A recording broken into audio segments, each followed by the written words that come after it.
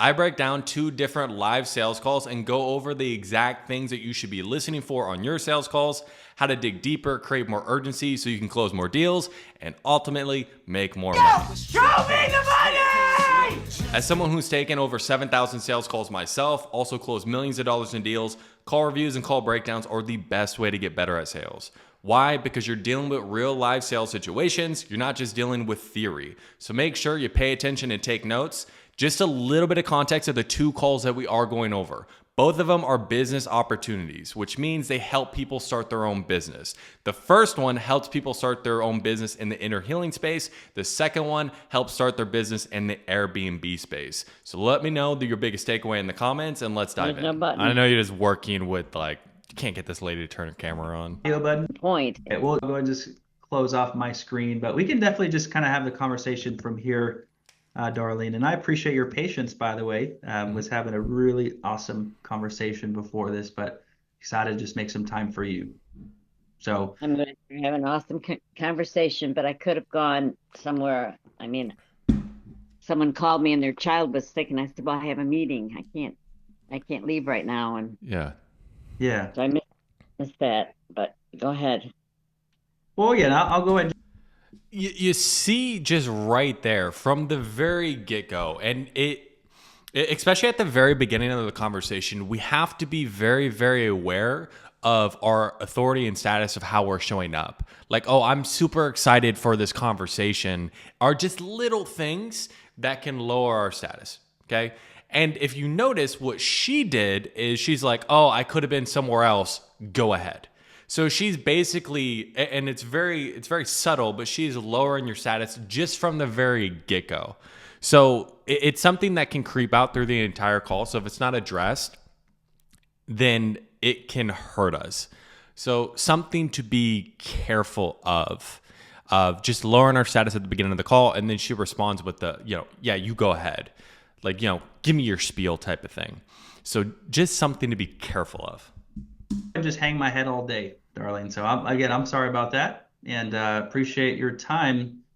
And I'd love to ask, what is it that just initially, made you say no to your friend and hang in with me? What was it that attracted you to PHH? I guess because I've been waiting for this meeting for a few days. What made you want to go and book in the first place? Rather, I guess, what was it that attracted you to prophetic heart healing? Same thing I told the other person I spoke with, that the Lord has done a lot for me during my life, and He's... Okay. So if you're in a conversation and they have talked to a setter before, this is something that we just at least need to address so we don't run into, well, like I told the other person. Something very simple at the very beginning of the conversation. It's like, okay, so it looks like you booked in about possibly getting help with XYZ. Is that right? And I know you had a conversation with, John a couple of days ago. He left a little bit of notes, but I always tell him to keep it fairly high level because you know how things can get lost in translation. You know what I mean? So just so we're on the same page. And then you go about the conversation.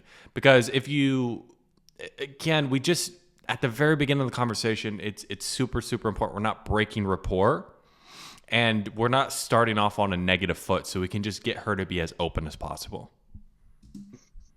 Given me joy and peace in my heart, and I'd like to share that with people. Okay, cool. And just so I know, do you know what kind of help you would be looking for specifically to continually help other people connect with the Lord?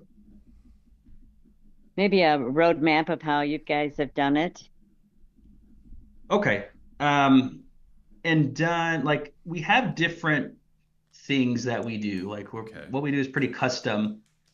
So when you say it, I guess, what all are you referring to?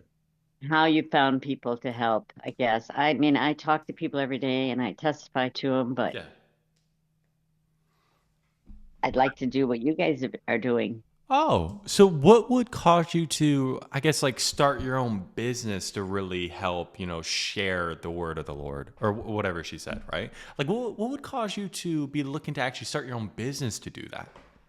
So it's we need to get to the point where it's I want to help people. Okay, cool. There's tons of ways to help people. Why would you want to start a business to help people? You get what I mean? So you can start to get into, because you help them start their business. Like, yes, it's a fulfilling business, but it is also a business. Got it. And just so I know, it's like we help people to start an inner healing business. Is that what? Correct. Yes. Okay. And just so I know, like what's coming up for you now that's making you feel like starting a business Good. is kind of like what you're looking help for. What you're looking for help for. Good. Oh my gosh. A way to get clients and to make Okay. more money. Yeah. Well, that's awesome. Um, so clients make more money. Great. Well, cool. And I should probably and I think you broke you hit on this with Caleb, but what is it that you do for a living? What is it that you do for work, Darling? I was a nurse, but now I volunteer and I drive people in my community when they need um to go to appointments. Mm-hmm. Okay, and that's like an occupational. You get paid for that? It's a hobby, actually. Okay, so you're doing I do anything? get a little bit of compensation, but not much. Got it. Okay. And that's kind of like the main driver income wise for you? Mm, sort of. You don't sound too Okay. sure. And I can definitely like respect where you're coming from, and it's a total safe place, Darlene. I think what would just Um, help me to kind of understand your situation is like how is it that you're, maybe currently like funding like your world right now? So I think some of the reason that we are running into this issue a little bit, because she's like, oh, well, I want more clients, want to make more money, or want to get clients, want to make more money. Just ask like, oh, most people are totally fine with just how they're making money now. What are you seeing so far that would have you looking to be making more money? So that way you can get a problem. Like you need to get her to admit that she has a problem first and foremost. Like you can understand just from the way that this person is speaking, they're very defensive.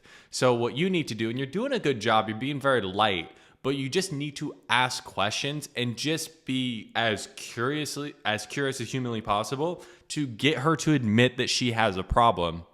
Because without that, she's not being very open. So I think we just missed a step of, oh, what would even have you looking to be making more money in the first place? Most people are fine just with the money they're making. Oh, well, this or that or that. Okay, well, what are you currently doing now to make money?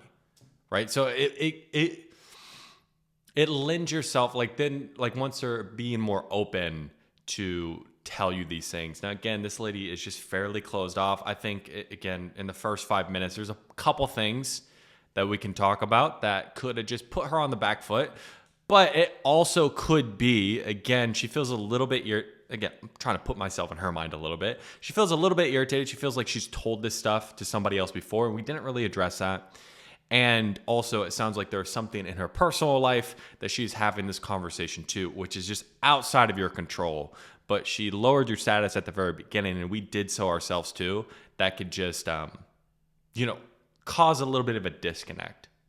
Now and like maybe have like a couple other projects that you're doing that's helping you like pay things. Is that right? Or yes, I do. I have an income, Okay, what do you do for besides the income? little bit I get from driving people. got it. It's Social And Security is what it is. yeah, that hey, definitely not uncommon, Darlene, for what it's worth. And we have a lot of students that we help out that they're receiving Social Security on disability and things like that. So super helpful. And also, I should know this from Caleb, but are you taking care of anyone in particular, family or anything? So, and I don't like the phrasing of that question. Oh, I should know this from the setter, but I'm going to ask you anyways. So again, if we just address that at the beginning of, how things get lost in translation, something like that, or just so I can just hear it from you, because you know how things get lost in translation. You know what I mean by that. Oh yeah, of course. So you get that buy-in that you're going to ask some of the send me the basic questions that maybe she had already answered before, rather than, again, you're kind of demeaning yourself like, hey, I should know this, but I don't. So why don't you tell me? Like that? No, Okay. no, it's just me. Got it. Well, okay. Well, helpful to know. And so, Darlene, when it comes to even just your occupation, right? Driving, Social Security. I mean, and I can definitely understand that you're wanting to be able to get a inner healing business, but like, what do you feel is just kind of missing, or like, what do you feel like just isn't enough, like in your world? Like, hey, the world needs people to drive them, right? So, how can I Right. best? Okay, so if we can just be a little bit more concise with that first question. Now, because we did miss the problem at the very beginning, it seems like you're searching a bit. The problem with that is the question is going to lose its power like as you drag it out, and you asked a few questions in one. So you're really just allowing her to be like, let me pick the question I'm going to answer. And the reliability that you're going to be able to go through the process, if we're asking so many questions and we dilute it, is just going to be lower. Okay. So I would just either stick with, oh, what do you feel like is missing, just what you're currently doing that doesn't allow you to really affect the amount of lives you're looking to affect, right? Something like that. Like, these are already things that she told you. Or it's like, well, what makes you feel like it's just not quite enough that you would be looking for ways to make more money, right? Because she already told you she wanted to make more money. Just pick one of those rather than like kind of getting them into two. And then you also, on the back of it, then justified the question. So if you could just make it a little bit more concise. Help. Well, I like to help people, and I like to testify, and Yeah. Yeah. and I think that that's what they need is more of the Lord. Yeah. Yeah, definitely. Absolutely. And that's why we exist as well. And But why would you want to really affect people's lives like through an actual like business though? Again, bring it back to the business. just so I know, like, what do you feel might be preventing you from just already doing that? Like, I know Uber drivers, that every Mm-hmm. single driver that comes in, or driver, every client that comes in, they're speaking about Jesus. So like, why start a business? Okay. To improve my income Okay. Okay. Got it. because I'm already doing it for free. A Yeah. lot of it. Okay. Okay. And I She wants to make more money, so we got to dive into the money. Now, we could have dived into it earlier, but we're here now. That's all that matters. Let's dive into the money. know that there is kind of like a misunderstanding when it comes to a lot of like faith-based things, but um, what do you like? What's shifted for you to where now you're open to possibly charging people for? I'd never heard of this type of thing before. Okay. Okay. So we need to understand. So she said she wants to make more money. We need to understand, why does she want to make more money? We can't accept this as an obvious answer because, to be frank, it's not. Most people do not start businesses. Okay. So why is she open to start a business? What has she seen so far with just how she's currently living that makes her open to be making more money? Or what makes her feel like just with the money she's making, it's just not quite enough? That's where we need to take this conversation. So it's just like, oh, well, I want to make more money. Oh, okay. Well, what are you seeing so far just with how, you're making money or how you're living that would have you open to ways to be making more money? Oh, this, and this. Or what makes you feel like just with the money you're currently making, it's just not quite enough? Now, I would be hesitant of doing that second one because, again, if you haven't gotten that problem yet, you'll run into, well, it's not that it's not quite enough, but whatever. You'll still get there, but you have to kind of like go in a circle once or twice. Besides the point, we just got to ask, why are you open to be making more money? Because most people aren't. Right? Most people, they don't have a business, or they're not starting a business. Why are you open to be starting a business so you can make more money? Okay. You got to get her to admit she has a problem. Advertisement on Facebook kind of piqued my interest. Because you see, and again, it's subtle, but she's like, you guys did something. So that's why I'm here. I'm here because of you guys. No, she's not. She's here because she doesn't have her needs met, or she has a problem. There is a distinct difference. So if they're saying, well, oh, I saw you guys. Okay, but what would even have you open to talking to us, just from seeing an ad? Because again, if you put yourself into the mind of a prospect, how many ads does this person see probably on a daily basis? Like fucking hundreds. So you can't fall into the frame of, oh, you guys, I've never heard of this before, so I just want to see what it's about. And that's along the lines of what we can be falling into if we don't dive into why is she even open to starting her own business? Why is she even open to make more money? Why doesn't she feel like it's not enough? Yeah, got it. That's cool. It's not got it. And so like what the appeal is like, hey, these guys are charging, like they have businesses, like they're also ministering. Is that right? Right. Yes. We're searching. Instead of and you've done this a couple times, be careful of the statements you make, because you're putting something on somebody and then it's just very easy for them to say yes. So like, let's not make statements and then basically ask a yes or no question. Just ask her, well, what really stuck out for you? Why would that be appealing to you? Why would you be open to that? And get her to expand on why she'd be open to it in the first place. It's not so it was this. Is that right? Yes or no? Because then you just make it more of a binary, and now you're putting your projection of what you think her motivations might be, rather than just ask the question and allow her to tell you her motivations. Because the thing is, if she's the one telling you her motivations, she can't be wrong. It's her motivations. And then we want to take her words, how she describes things, her adjectives, what she's looking for, her problems, and we really mold those into the questions, and that's how we dig deeper. The problem if we use our words or we try to label or do all these different things is now we're putting things on people. So then when we try to go deeper, they can push back because it's not their words, it's not their thoughts, it's yours.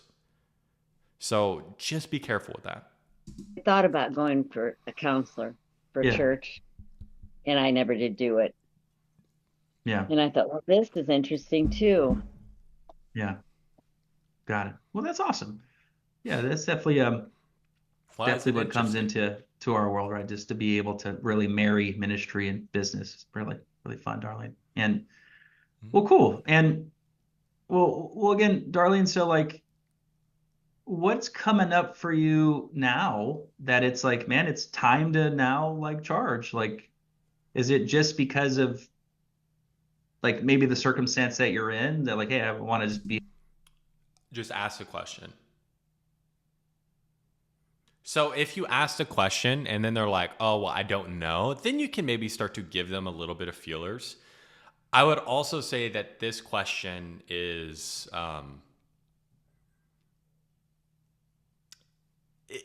it can go wrong just because we really haven't gotten her to admit too much that she does have a problem of like, oh, you can go like, oh, why look into this now? Rather than like, why go ahead and charge now? Subtle difference in language, but one's a lot harder to disagree with than the other one. But just something to be aware of.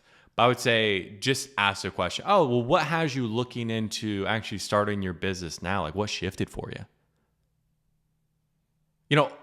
Take away her excuse, right? Because let's see into the future a little bit. Besides, you just seeing an ad, what has you looking to actually, start your own business now? Like, what shifted? So then, again, you can get like what her motivations are outside of, oh, well, I just found you guys. Be able to add some more income coming in, but tell me about it. It's both. It's the advertisement piqued my interest. Okay. I had never thought of doing anything like this. And then also to improve my income, yes. Okay. Cool. Why does she want to improve how her long income? have you been trying to like just increase your income? For many years, I've been doing different things. I was, like I said, I was a nurse before, and I became disabled, and I have done. We still got to get to the root of why does she want to increase her income, and how long has she had this problem for, as far as the income, and what is this problem leading to? What is it causing? What impact is this having on her? And how does she feel about this impact that it's having on her? That's how we get deeper. So it's not, well, how long have you been looking to be making more money? It's, why are you even looking to make more money? And how long have you had that problem for? What is that problem causing? What is it leading to? What impact does this have on you? And how does that make you feel having these impacts? So that way you're just able to go quite a bit deeper. Several things to help me get along through the years. And I'm getting older. I'll be 70 this summer. Got it. And I know how much longer I can sit all day driving. Yeah. Yeah. I have something that's a little more active. I can't get up when I need to, when I'm driving. Yeah, that makes sense. And I can see how, Counseling, I may be able to. Ooh. I guess counseling, is that what you would call it? yeah, absolutely. It's definitely synonymous. And even driving like, I think the way I thought like is maybe convenient, but you feel like it's kind of wearing on you, or Yeah, it's like I just don't want to be sitting all day. Oh, why is that? yeah. Ah, gotcha. Oh, why is that? Oh, tell me more. And she said, I don't know how much longer I can do this. She just said, I don't know how much longer I can do this in do my job. Boom. This is like big pain point. Because this is like very much future pain that we can uncover. What do you mean you don't know how much longer you can do it? Well, why is that? Like, what is it causing right now? And how much longer do you feel like you can keep it up? Do you have a game plan after, you're not able to do that any longer? Like, what would happen afterwards? And I mean, if you didn't have this extra income coming in, what impact would that have? You could really start to pull out these problems. Gotcha. And like, So and you, I guess, oh, sorry, darling, go for it. I just started to say, so I need to improve my income so that I'm just not dependent on just driving. Yeah. Okay.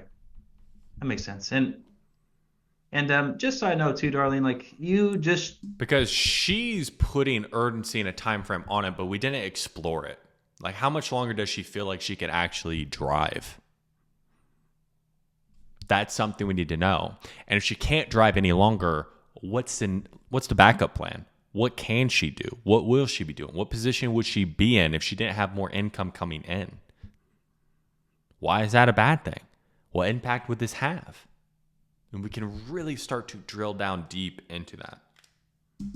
I guess, driving and like it wearing on you, like, has it had just like an effect on you, on your health, or?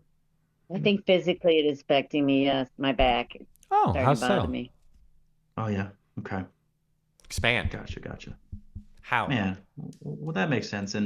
How? And Darlene, just hearing your voice, you sound like a lovely woman who loves the Lord and helps people. And I guess you not being able to even charge, right? And like you've just done it for free. You're looking for different venues. Like Hmm. what has that done to you personally? Okay, so again, like we're following the process, like we're going through the process. Like, let's expand. We need more context of what's going on. We still really don't understand why she feels like she needs more money. This is something we just don't understand how this impacts her. If she wasn't driving and she didn't have the income, how would this impact her? How much longer does she feel like she can drive? And how is it actually impacting her health? She said, oh, it impacts my back. How does it impact your back? And does it just only impact it while you're driving? Or how else is this showing up in your day to day? We can really start to tease these things out. So then you being in constant pain like that, but then also struggling with XYZ with the money coming in, I don't want to assume, but how does that feel? Oh, it feels terrible. You see how that question just lands a lot harder than more of just a broad, how does that feel question? Like what's kind of been the outcome of like what what would have happened if I would have started to charge sooner? So, What would have happened if it's kind of been the outcome? Like Hmm. what? Again, you've just done it for free, okay, so I'm taking it back a little bit.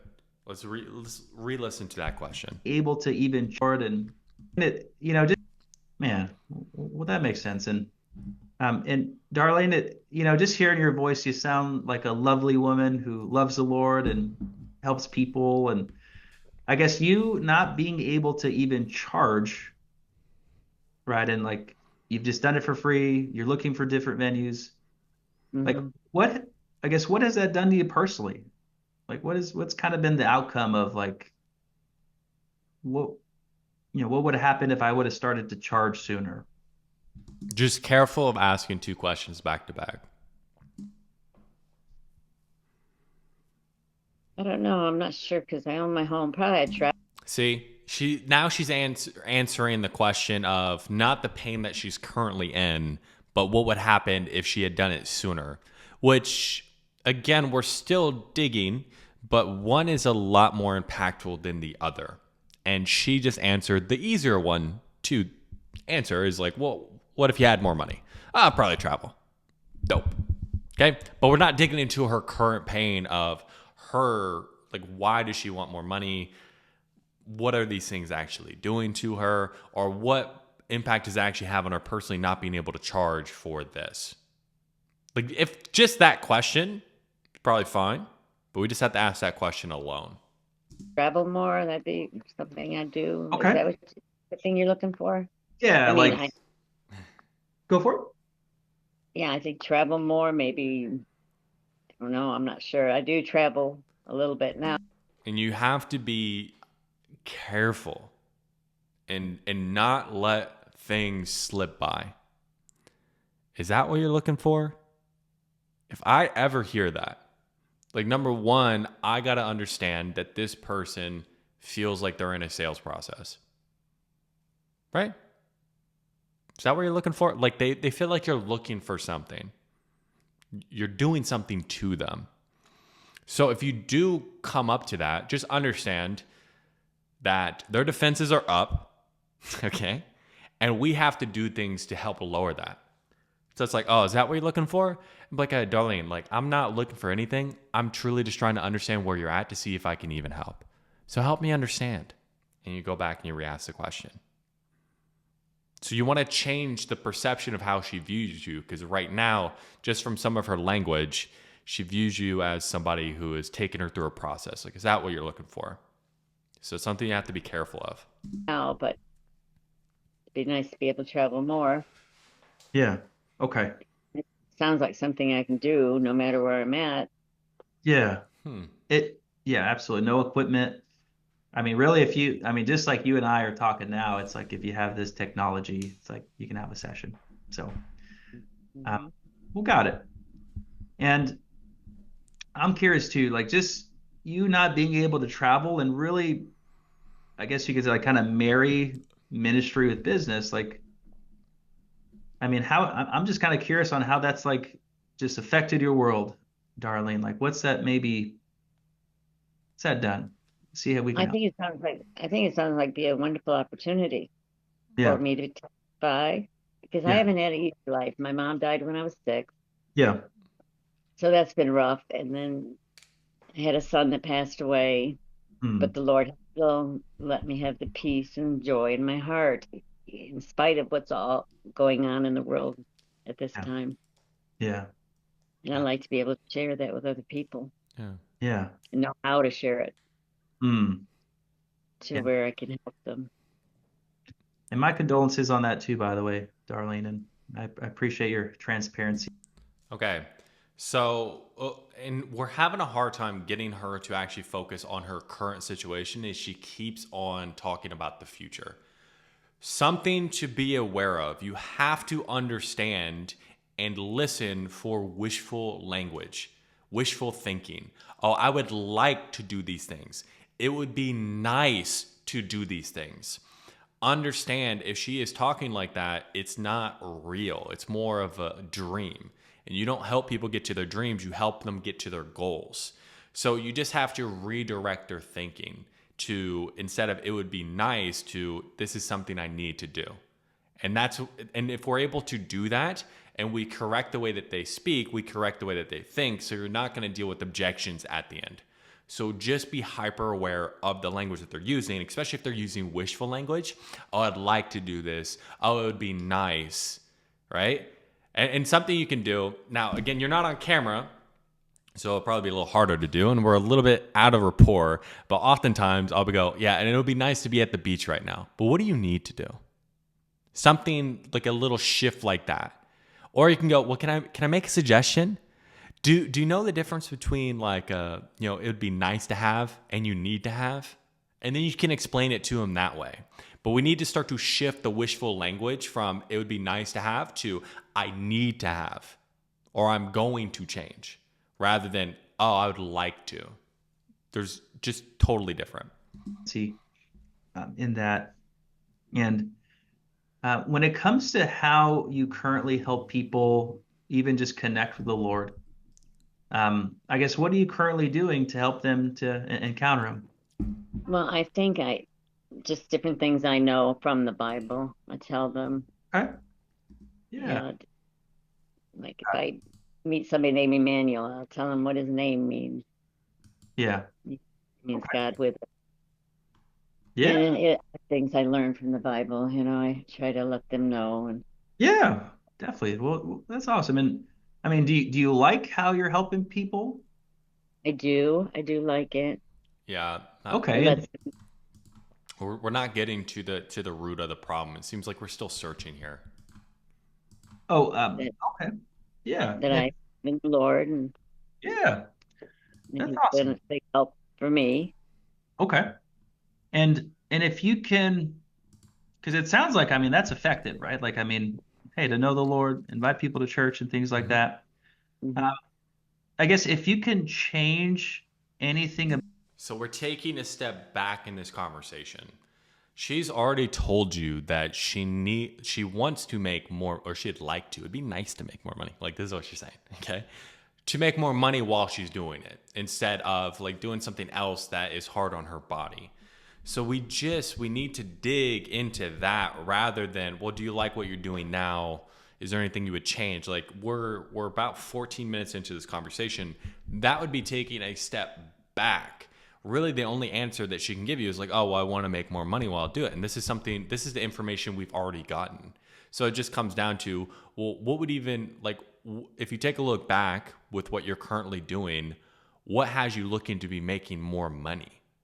Like, why do you want to be making more money? What makes you feel like it's just not quite enough with the money that you are making?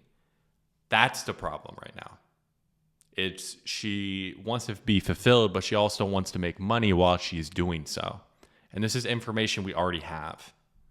about how you're helping people encounter the Lord, would you change anything about that or? Well, yeah, I'd like to do it in a more professional way. Okay. Again, so anytime that you hear this, just understand if they say, like I said, or again, they're telling you that they don't feel like you're actually listening to them and they're having to repeat themselves. So just use that as a barometer. If you're hearing these things, you're not as into the conversation as you need to be. So just make sure you don't backtrack. When you do get a problem, dig into that problem. She already told you that the money was the issue. So you just keep digging and just understand the context around why is the money the issue rather than staying a little bit surface level. And then we're going back to, well, what would you change? Well, like I said, be more professional, make money doing so. We just went in a circle. And I'm thinking that's what I would get from taking the course. Totally. Absolutely. Cool. Well, that's helpful. And so, Darlene, if I'm tracking with you, like you're very interested in getting the training and you're interested in being able to add an income to your like to your role, right, to your circumstance, and just to make sure that what we do can help. And I think you broke this down a little earlier, but like what all have you done to be able to actually like create just a more predictable income? I know you said you've looked at other things, Okay, but what good. Now we're on the actual issue. Well, what did I've you? done I've done a lot of sales. I had an antique shop, Okay. and I had that for several years. You ran that? Hmm. Oh wow, okay. Yeah. Okay. And then sales, like was that what industry were you? doing sales in? And the antiques. Okay, so again, we especially if we want to cut down call time, we need to be able to make the distinction between interesting information and important information. Interesting information, what was she doing 20 years ago? That's interesting, but does it have any relevance to what she's doing right now and what she wants to do in the future? No. So this is interesting. Important information is, why does she feel like she needs to make more money now? Like, what is she currently doing now? Why does she feel like it's not enough? And the thing is, we need to be able to divorce interesting information from important information and just talk about the important information. The interesting information is just going to dilute the conversation, make it to where she's not as focused on the real issues. It's going to make the calls go longer, and it's just going to cut into just the effectiveness of your sales process. So just be careful of not diving too much into interesting information. Oh, got it. Got it. Okay. And that wasn't your own business, or was it? It was. Okay. But why does it matter? Got And it. I still continue it, but not on a full-time basis. Got it. Okay. And how long did you do that for? Probably 10 years. Yeah. I mean, that's a good runway, Hmm. Darlene. And if you don't mind me asking, like what maybe had you pause and just maybe turn it into a little bit more of a side thing? Because it's a lot of work. Yeah. It's physically a lot of work. I see. But it's like, how is this relevant to her getting out of her current position? You get what I'm saying? How it's more interesting. Oh, like you did this like however long ago and you stopped because it was a lot of work. Like she already stopped that. She doesn't have this problem anymore. You get what I'm saying? Yeah, because you have to go out and find the antiques and clean them up and Uh, ties and keep your shop open. And yeah. things are getting a little harder nowadays, trusting people to come in. Yeah. Yeah. So, That makes sense. I've never ran an antique store, and I'm learning about it now. I didn't know, like, that makes sense. You have to find the stuff, and that could be trouble. It yeah. definitely does. But okay. Um, well, cool. And how long ago, I know you did it for 10 years, but how long ago did you have that business? I mean, I know you still have it part-time, but Yeah, I do still have a part-time. How long ago did I have that business? or I guess started, like you started it 10 years ago? Yeah, about probably 10, 15 years ago. I don't know the exact time, but Got it. Okay. And then you still like, do you still steward it, so to say? Like there's like you have an input into it. Like you're still finding antiques, stuff like that, or no? no, I'm not really finding them anymore. I've got so many collected that I'm still selling. Ah, I see. Okay. Got it. Okay. Well, cool. Well, that's helpful. And I love just your resourcefulness to like, man, step in and do something to be able to create that for you. And well, Darlene, just to again, make sure that like what we do here at PHH, our certification, things like that would really serve what you want to do. And totally makes sense. You want to be able to find clients, add money, Okay. not uncommon. But what do you, if I can hand you like a, I don't know, maybe like a, We need to get the context of like, well, how long has she been, like she says she's been looking to make more money for the past couple of years. What has she tried? This antique stuff, it's like 15 years ago. It's not really relevant for the past couple of years of her trying to make more money. Like, oh, like I've just been doing it part-time, it's too much work. So what has she tried? And why didn't those things work? And what's prevented her from actually like getting a coach and things like that to start her own business that would maybe be online and wouldn't take so much on your body? Like what's preventing you from doing that? Oh, I just didn't know. I mean, yeah, and that could be an issue. Can I share a perspective around that? I mean, if you've had this problem for the past 3 years, now again, the problem is we didn't really get too much of the problem that she just wants to make more money. We didn't really know why. So we're going to have a harder time pushing back on it. But let's say we did get the problem, okay? I mean, if you've had XYZ problem for the past 3 years, I guess whose responsibility is it to go out and actually find the solution for it? Oh, it's my responsibility. So what's preventing you in the past 3 years of actually going out and searching to find a solution? Oh, well, this belief. And that's the belief we need to destroy. Because if she continues with this belief of whether she's just like fearful, complacent, whatever it is. She doesn't think she has time. Who knows? If we allow this belief to go through and then we drop the price, she's going to be fearful. It's going to be a lot harder to then break that belief at the end. So that's why right in here, after we have the problem, we have more leverage. We find the belief that has been holding her back.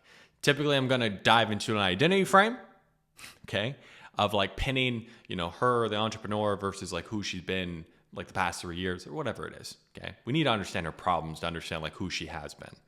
But pin these two against each other, and is she okay being this person who she has been for the rest of her life? And why isn't she? Is she willing to allow that to happen? Like, that's the crux of the sale. Like a whiteboard.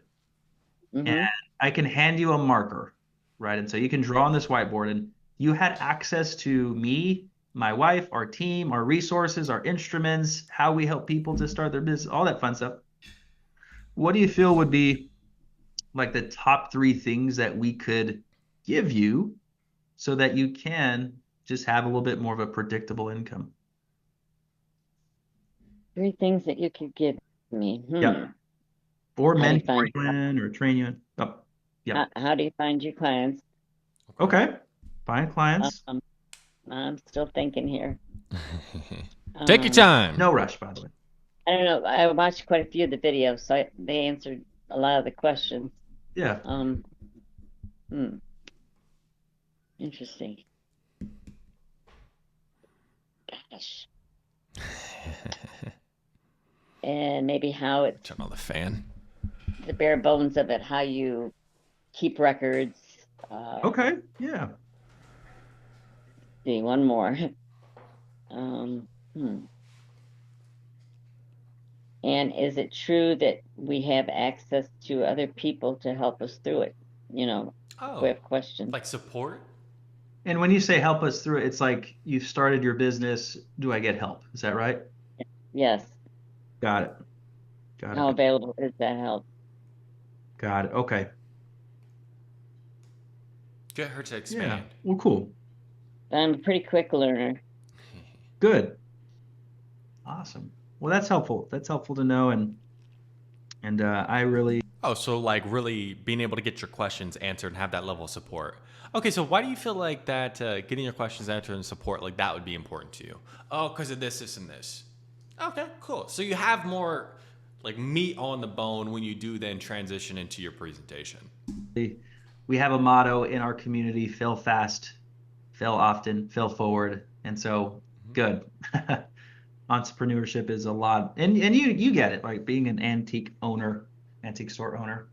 But Darlene, in the event that we can help you to find clients, keep records, right, develop the skill set to do inner healing, right, in just more of a professional way, and even just really support you, like link arms with you as you're building your business. I guess what would that do for you? What would that just unlock for you? That'd be wonderful. What would it unlock for me? Yeah. I think it would expand my world. How so? Expand. How so? Good. I would see that there's more opportunities. Like me personally, I would at least want to get some numbers out of her of like what she's looking to achieve. I do understand, again, with like compliance and stuff, if you're trying just to stay away from numbers entirely with it being a biz op, it could, you can get, compliance could be a bitch on that. But like, yeah, so far so good. Where it's like, okay, like how would it expand your world? What you'd be able to do? Good so far. Yeah. I'm not sure. Well, if you really think about it. Okay. Well, take a moment if you thought about it. Good. What else would be expanded?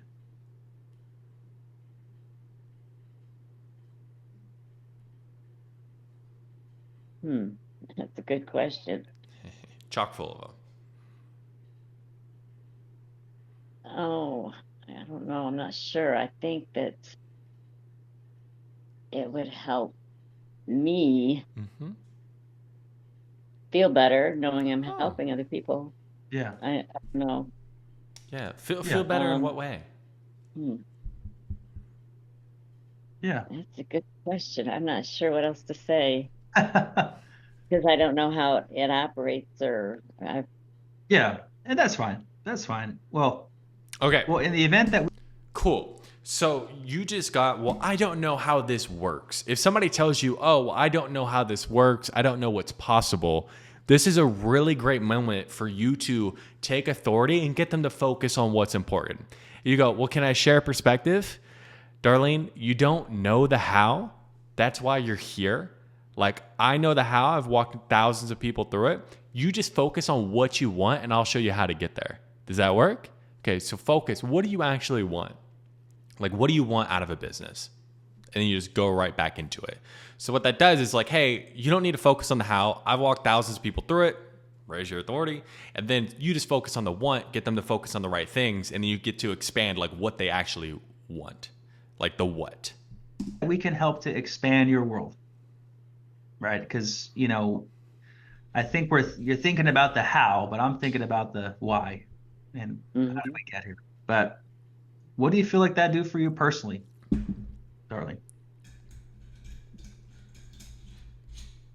And there's different things we could have done to really, okay, expand your world, like how to expand your world, and then you'd be able to have more of an impact on people. How would you have more of an impact on people if you were able to do this in a business? Like, get the how. And why is expanding your impact to help more people? Where does that drive come from, or why is that so important to you? You're going to get some real deep stuff there, because she already mentioned it a little bit before, but we didn't really dig it fully out about some tragedy that happened in her life that really drives her to then, go out, share the word, and make sure she has an impact in other people's lives. So if you're able to get that out of her of, well, like, this is why, and you being able to actually fulfill that purpose, like, what impact like would that have on you personally? You see how it's a lot more of a tangible question, a deeper question of her fulfilling her purpose the way she sees it and being able to make a living while doing so. Maybe it would give me some more confidence Yeah, that's awesome. How so? Yeah. because it would be more professional way of doing things. Yeah. No, I don't really think of the Lord as a professional type thing. It's more personal to me right now, but Got it. That makes sense.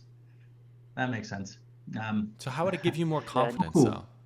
Well, and darling, I love just the dream and the aspiration. We just got to take these steps like so much more and get more specifics. And it's just about being curious about what she's saying, because she's telling you things more surface level. We just have to take it that extra step further. Like, oh, how so? Why is that important to you? Where do you feel like that drive comes from to really do something like that? Why travel? Why do this? And in doing that, you'll be able to pull out a lot more specifics. And really, where you're trying to get to at the end of Future Pays is like a moment in time that you can really help paint a picture in their mind of how their life would be different once they have the solution, like a specific moment in time. For example, let's say she's looking to travel. Okay, where does she want to travel to? Why does she want to travel there? Is a specific spot. So if you really picture in your mind, you're able to make the type of impact you're looking to make.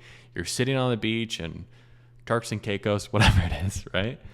Sun on your face, sand in your feet. Like at that moment, like how would that feel?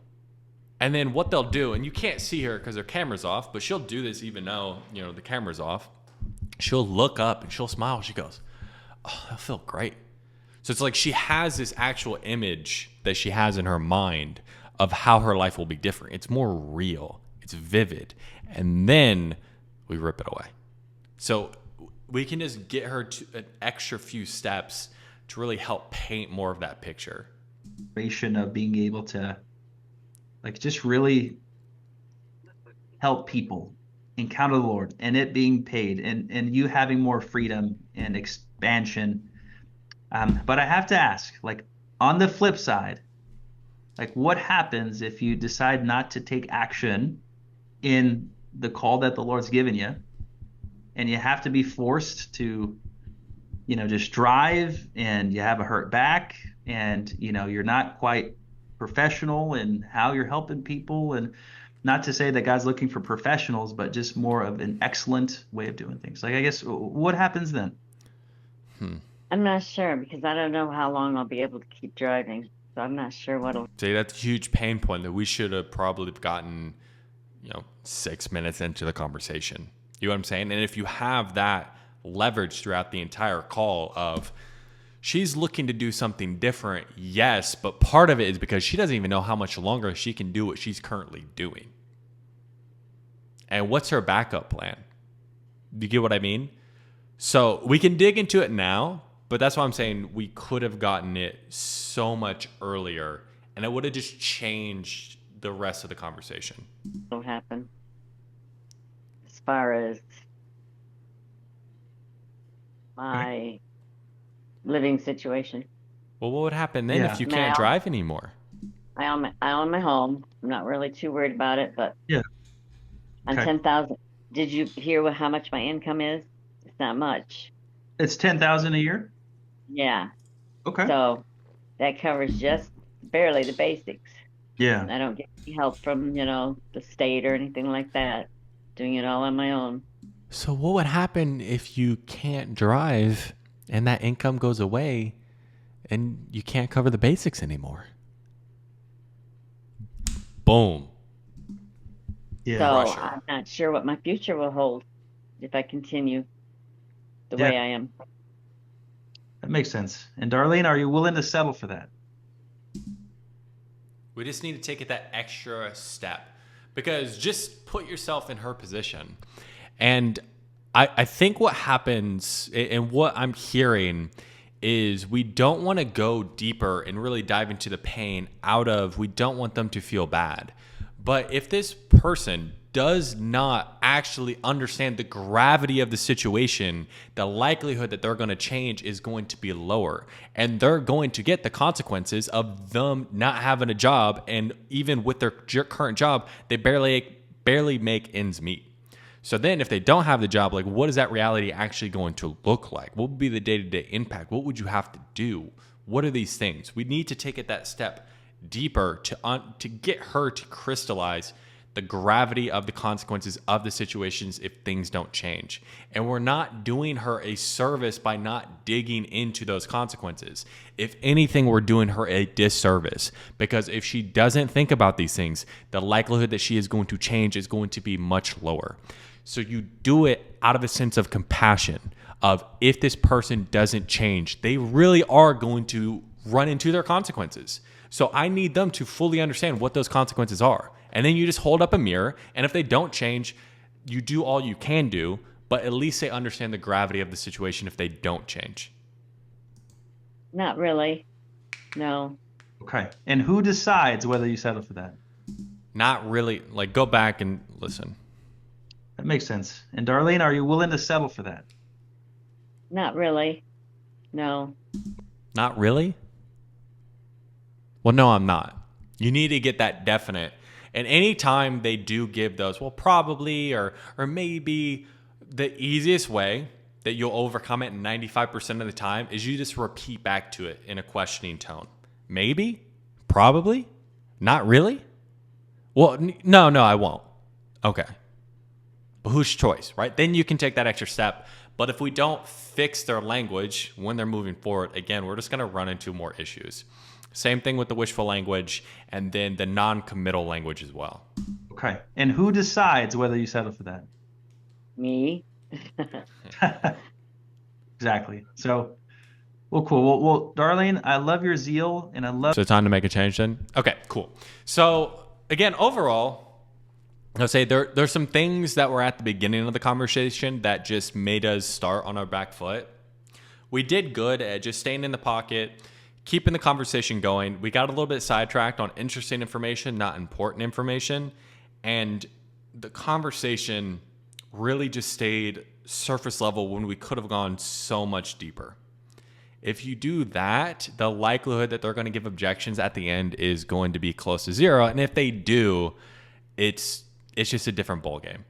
You're not having to deal with the same level of objections. So really just maybe taking an extra minute or two in the actual discovery will save you 30 minutes on the back end of discovery, or 30 minutes on the back end of objection handling. So take the couple extra minutes. Again, if you cut out just focusing on the interesting information, which sidetracked us for a couple minutes, again, it's about the same. 23 minutes as far as the discovery. We can probably cut that down to 20 minutes because, again, we did loop back around again as far as the problem, and we didn't really dig right into it. But overall, it's not a bad call. There's just some things we can really tighten up to make sure we get deeper in the conversation. We get rid of some of these limiting beliefs. We can address some of the language that she's talking about. And then that way at the end, the likelihood that she's going to give you objection is going to be close to zero if she is able to do it financially. So let's jump into when you drop the price. And the soonest that you can become certified is about 7 months. Microwave too, but God is a crock pot. And then finally, so the funding needed for us to be able to help you to build this business. Now, again, Darlene, I know you mentioned you get paid $10K a year, you're driving, totally get that. But it's good to just put this number out here and let's just break this down together. The funding needed is $5K for the year. Yeah, that's what I had seen. Oh, The okay. video. I believe somewhere online I saw that. Okay. Oh, wow. Okay. You seem shocked. All right. So just be careful of making the money too big of a thing, because if you treat it like a big thing, they'll treat it like a big thing. Again, it's not that big of a deal. Okay. So, hey, you hopped in here. You wanted to confirm that. Yeah, that's really the ticket in so that we can help you to build that business. And Darlene, you feel like this could be the answer for you, or? I'm going to pray about it. Of course. Have you heard that response before? All the time. Okay, good. Well, because I have heard that response many times, I love to ask, just so I can send over the most relevant information. What do you feel like you need to pray about, Darlene? If this is where the Lord's leading me. Also, I had some questions about certification. What Sure. is the certification for? I mean, do we need some type of insurance to do this? It depends. It kind of depends on what route you take, because It really depends on what of the services you're going to be providing. Is there any particular reason why you ask? Put it right back on her. odd as it may sound, some people get certified with us, but now they're on payroll at a church, and so they don't need insurance per se. The church might take over. But if someone does get insurance, what we've discovered is it's basically an umbrella policy, which is something like $7 a month. So it's nothing outrageous, but yeah, that's kind of what that looks like. Any reason why you There's ask? another question too. You just want to understand what are some behind some of these questions. We don't want to be in a position where she's just firing questions at you. You do want to clarify she does have questions, but if she's just in a position of asking questions, and then if you answer just one of them slightly wrong, then she's going to try to disqualify you. You're just not in the best position. Now she's in control of the conversation. So anytime you do answer a question, any reason why you ask, any questions on how that works, does that make sense? And then you just move right on. Gosh, it slipped my mind right then. I don't know what it was now. Oh, it's okay. Yeah, we'll give it some time and to pop up. But I wanted to ask too, when you say if this is what the Lord is calling you to do, how do you mean by that? Well, I feel like He has a plan for all of our lives. Yeah. I've always thought Him before I made any big decisions. To me, this is kind of a big decision. Yeah. So that's what I mean by it. Okay. And could I make a suggestion? Mm-hmm. So tell me what comes to your mind with this, but God has a plan for us, but He doesn't plan for us. Right. What comes to my mind? Yeah. I don't, if I feel peace about a decision, then I know it's something that he wants me to do. Okay. Okay. And yeah, I mean, we've spent a good 40 minutes together. Are you feeling peace? You feeling uncertainty? What do you mean by feel peace though? Because everyone's a little bit different on what they mean by that. And how would you actually come to the like what would I guess be the biggest deciding factors for you as far as you actually coming to peace with this? You want to flush it out to something. Right now it's still so ambiguous. How you feeling? I'm feeling peace. I'm just not sure about Mm-hmm.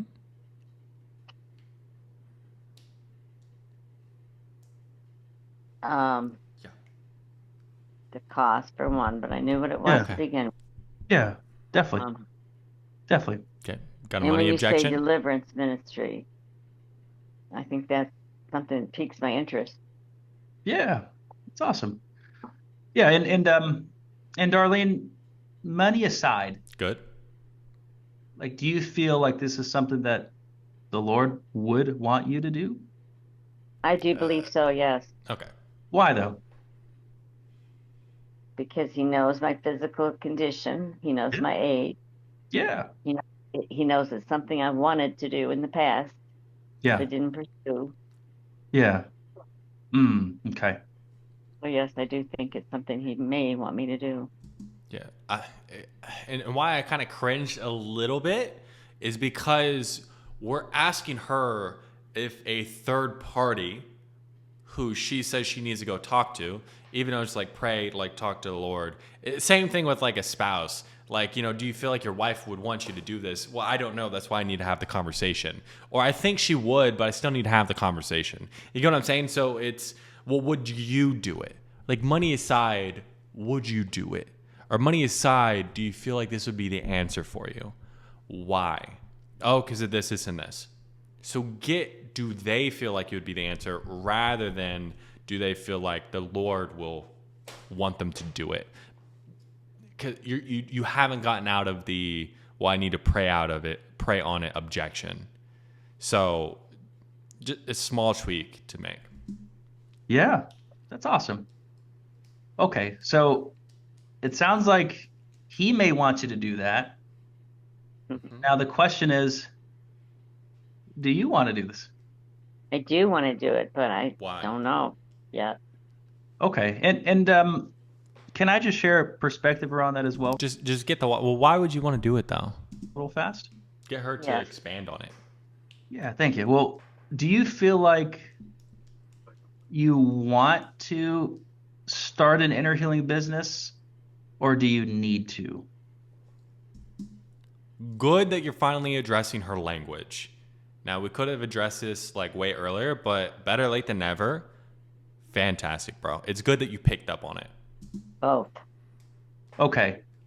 Now, in my mind, want is based off of convenience, right? Like I want to have a six-pack abs, right? I want to go to the So, just a little thing you can do better. Instead of like, in my mind, it means this. Just ask her, do you know the difference between a want and a need? And then you can tell her. Just slightly different, but it doesn't make a huge impact. beach right now, Hmm. right?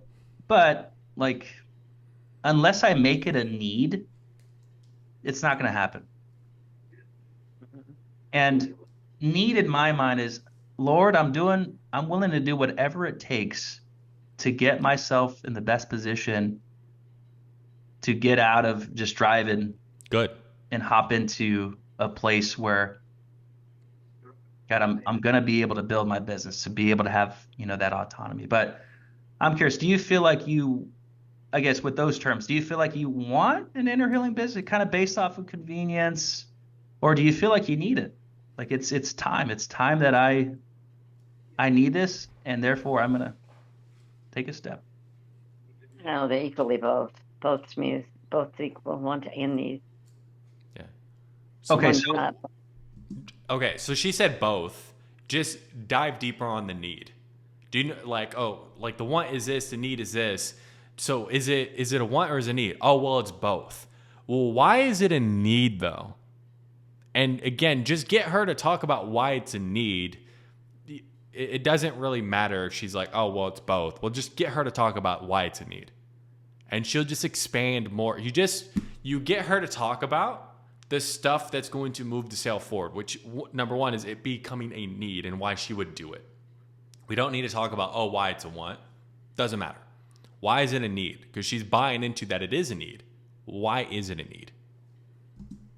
Yeah. So, and again, like maybe I'm miscommunicating that, but like I want to. Like she's already bought into the frame that, hey, it's both. It's both. I want to do this, but I also need to do it too. Fantastic. Why do you feel like it's a need? Right? So she's like, oh, like I want to, like I have that earning, but it's also a need because I need to change. Doesn't matter. Like she at least bought into that it is a need. So just get her to expand on that it's a need. I don't need somebody to tell me, oh, it's not a want. I just need them to tell me it's a need. Hopefully that makes sense. So once you get that, oh, it is a need. It's both a want and a need. Regardless, who cares what she says? As far as it doesn't have to make sense as long as she buys into that it's a need. Let's see. I want to take a nap right now. I'm a little tired, but I'm not going to because there's a call that I have on my life, and that's to help people. And so I'm shifting into my need. And in this case, it's helping you right now, darling. My need is I need to help you. But what I want to do based off. Now this, I enjoy the way that you're framing this because your intent is coming off really good. Like, hey, I'm here to help, all this good stuff. Again, probably not needed just right now, but the intent of what you're showing of, hey, I need to help you. That's my passion. That's my purpose. That's why I'm here. The intent of what you're saying is good. Often convenience is just go take a nap. Okay, why do you feel you need to help me? Why do I feel like I need to help you? And see, this is a problem if we put too much focus on ourselves. She just flipped it right back on you. You had gotten bought into it. You gotten her to buy into the fact that it was a need. Just expand on it. That's all. Yeah, why do you feel that way? Yeah, well, I mean, we can start here. I've been in your shoes. I've been a pastor for over 10 years. I know what. Something to be very, very, very careful of, especially at the end of this conversation, end of the sales conversation, when you're in objection handling, is the upspeak. Be very careful of that because what's going to come across is your conviction. So if you are using upspeak, at the end of each sentence it goes up, like I've been a pastor for 10 years, it's very much rapport seeking. You're not coming across as an authority. It should be going down. Like, hey, I've been in your shoes before. I've been a pastor for over 10 years. Down at the each of every sentence, so you'll come across more authoritative, you have more conviction, and people are more likely to lead. Or you're more likely to lead people, and they're more likely to follow you. Okay? So just be careful of upspeak, especially at the end in objection handling where you need your conviction to be high. What it's like to pour myself out like a drink offering and not get a dime and think that I'm storing treasure in heaven. See, it's up every only to sentence. discover that God's heart is that we could make the kingdoms of this world look like the kingdom of heaven. And when I see and hear your story, Darlene, it's not uncommon. I get it. Like, I'm afraid to use this word, but it's you're kind of scared. It's like, what if this guy takes my money and then runs to Mexico, right? But I hadn't even thought that way. Honest to God, I didn't. And see, this is a problem when we're assuming and we're putting thoughts in her mind that might not even be in her head.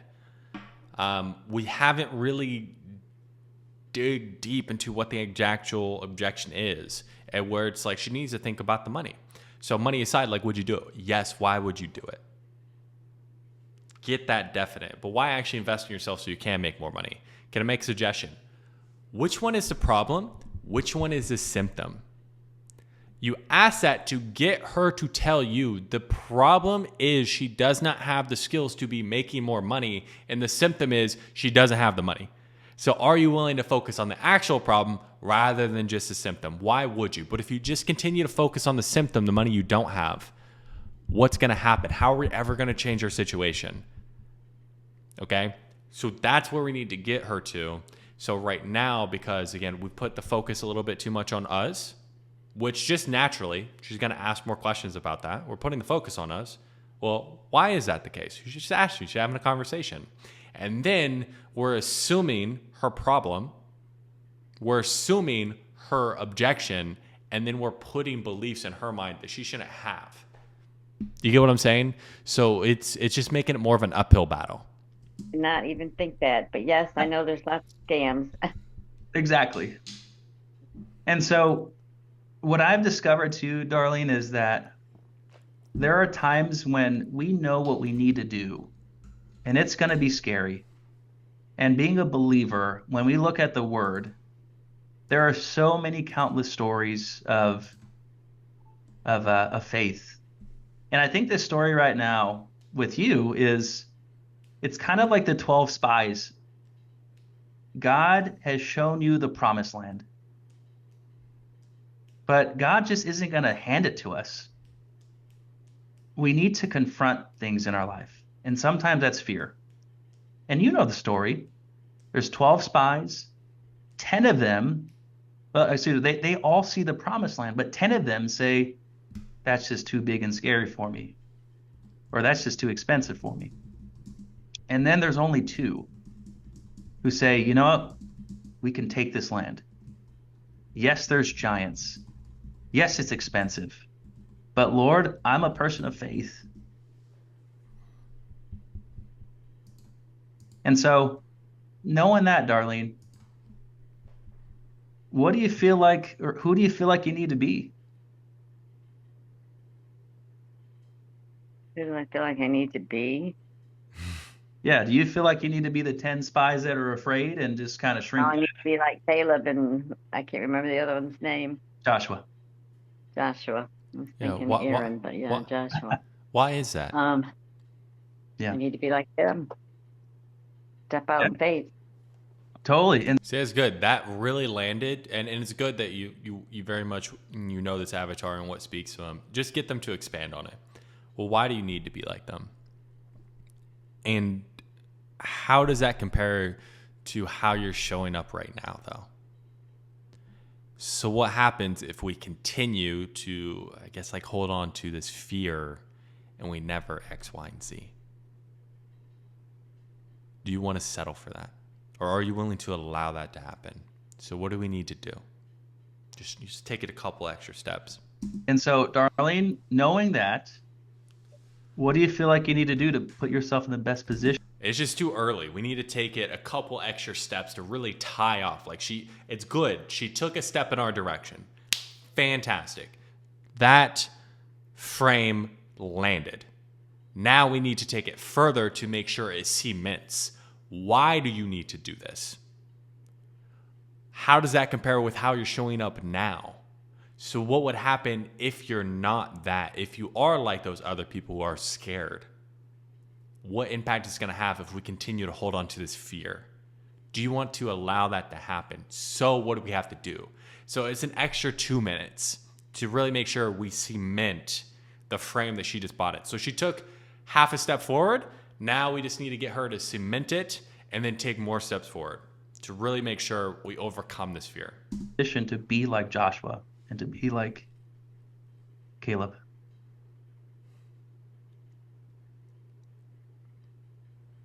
Say yes, but Yeah. Okay.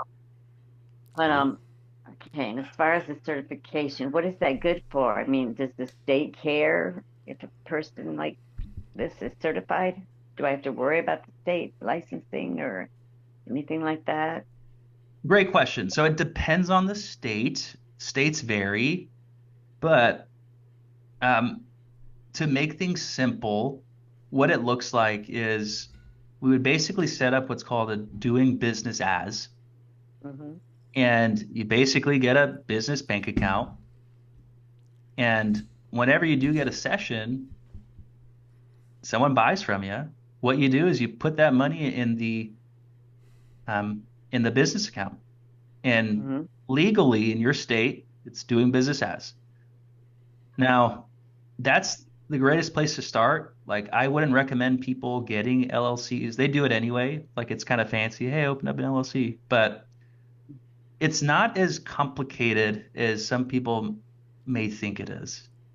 But I will say again, Darlene, that because you love the Lord and because you're passionate about Him, that's really the gasoline in the engine.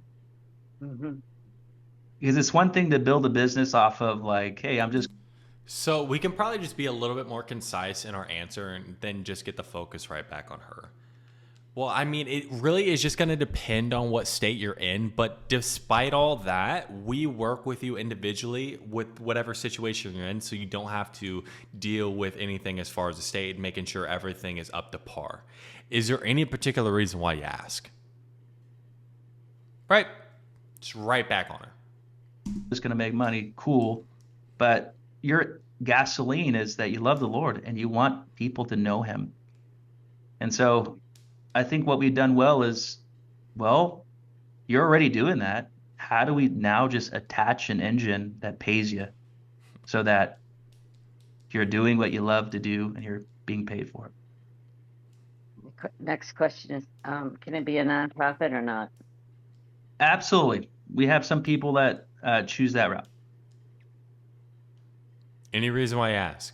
We just don't know why she's asking these I guess I need to questions. think about it a little bit more and do some praying. We just don't understand why she's asking some of these questions. And we don't want to assume we do understand why she's asking these questions. So anytime you answer it, you did good that time. You answered it concisely. Yep, some people go that route, other people don't. Any reason why you ask? Why is she asking these questions? And then you can then direct the conversation. Because what happened there is she's like, asked a question, you answered, lol. She asked another question, you answered, lol. Okay, well, I need to think about this. Okay. So it's like, yeah, any reason why you ask? Oh, I just want to make sure we could do this. Yeah, we got all that stuff like taken care of. Again, we've worked with thousands of clients. Really, it's not, does the process work? Because like we know it works. Really, all we need to focus on right now is, are you actually committed and will you come in and put in the work? So do have to ask, are you committed to do X, Y, and Z so you can A, B, and C?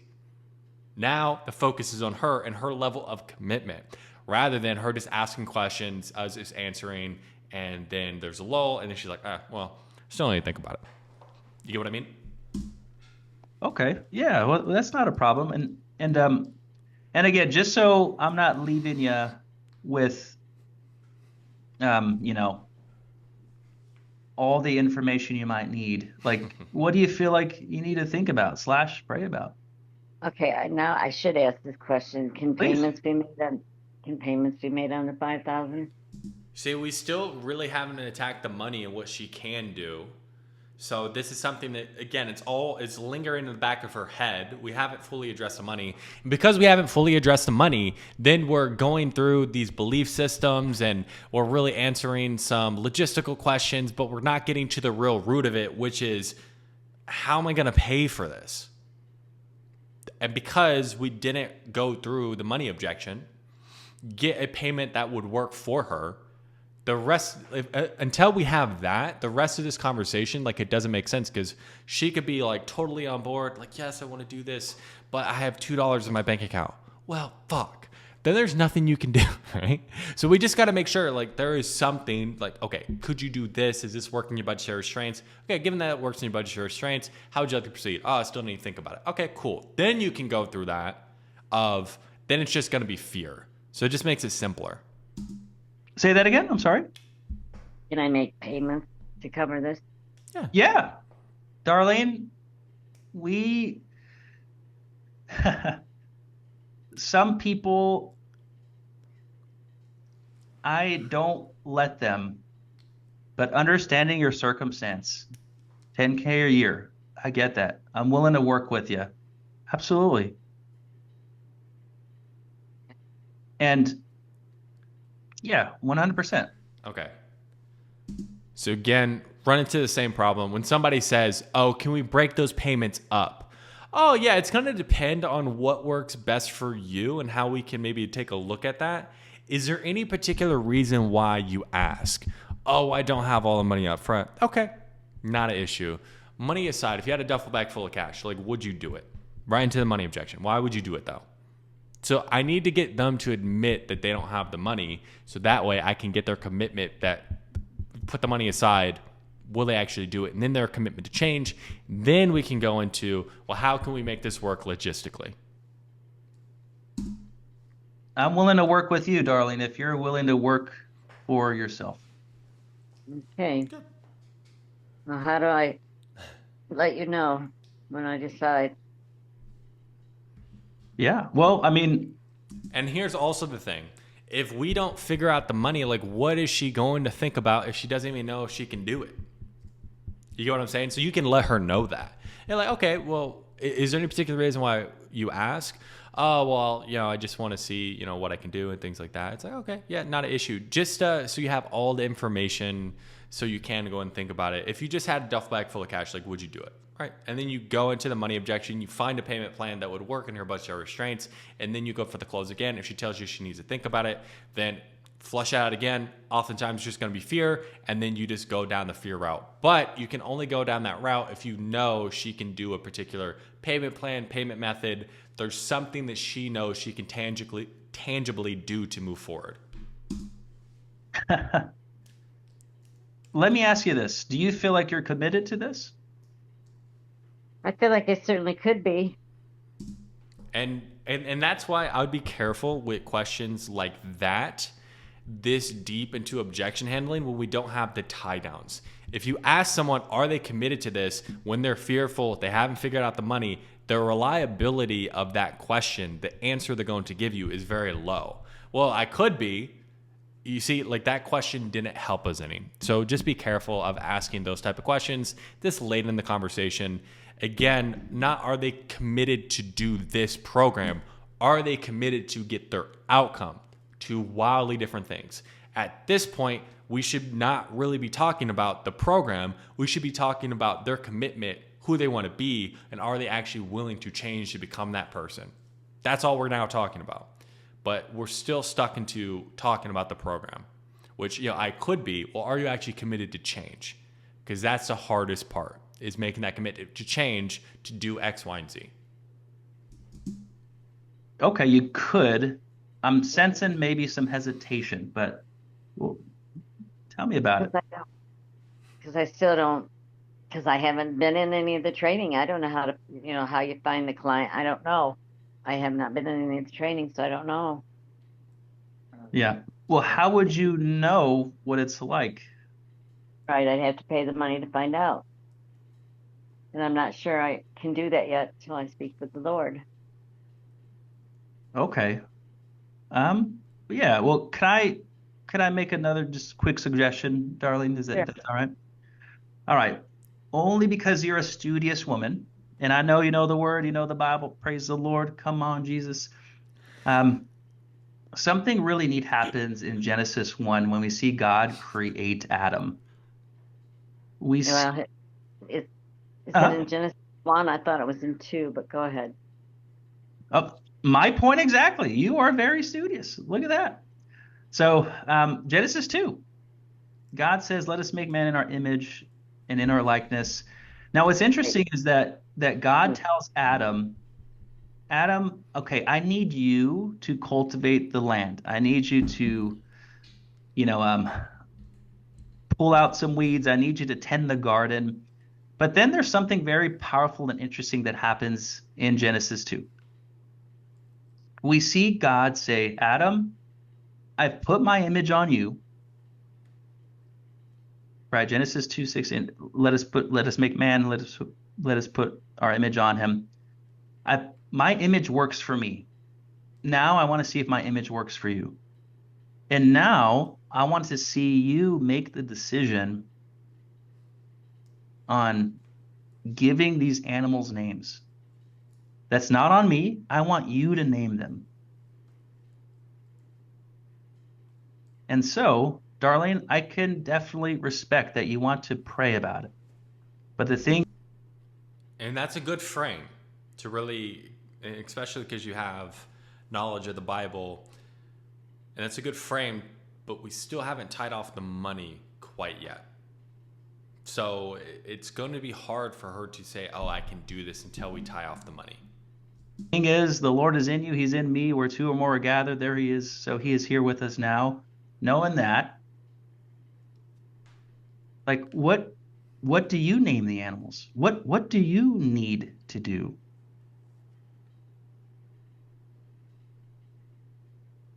Just what I said. I need to pray about it. So that would be like Adam saying, God, I can't name the animals. Can you Correct, see how I'm that not could be the Adam. case? That's completely different. Yeah, she's not buying into your frame. How so? Half of his income was involved for one. See, we still haven't tied off money. That's the big glaring fucking elephant in the room is how can she do this? Half of her income a year needs to be spent on this program. How can she? And until she has a clarity of how she can, it's going to be hard. Okay. What else? How is that different? I think it would be a pleasurable experience naming the animals. And Adam wasn't created, he was formed. Completely different. Genesis 1, 26, 27, around there is when all the races were created, but Adam was formed. Okay. I think we're getting away from my point though, but what I'm trying to say, Darlene, is that God said, Adam, I want you to make a decision. Right. So And Adam did it. Yeah, and Adam did it. And why would he want him to make the decision? And if we want to Get her get to expand on it. theological, we live in a new covenant reality. Because like now you're in a little bit of a frame battle on, again, scripture. It's like, is it moving it forward? So I'd just be careful of it. And what happened before the fall, which is Genesis 3, is original intent of man. And when Jesus came back, when Jesus came as a man, he said, okay, all this old covenant stuff, I'm going to go ahead. Fulfilled. What was that? Fulfilled. It was fulfilled. Exactly. And so all that to say, we see the original heart of God in Genesis 1. Why would God give man his image and still make the decisions for him? That's like me telling my son, hey, buddy, no, you don't make decisions. You come to me. Now, he's 2 right now, so I kind of want that.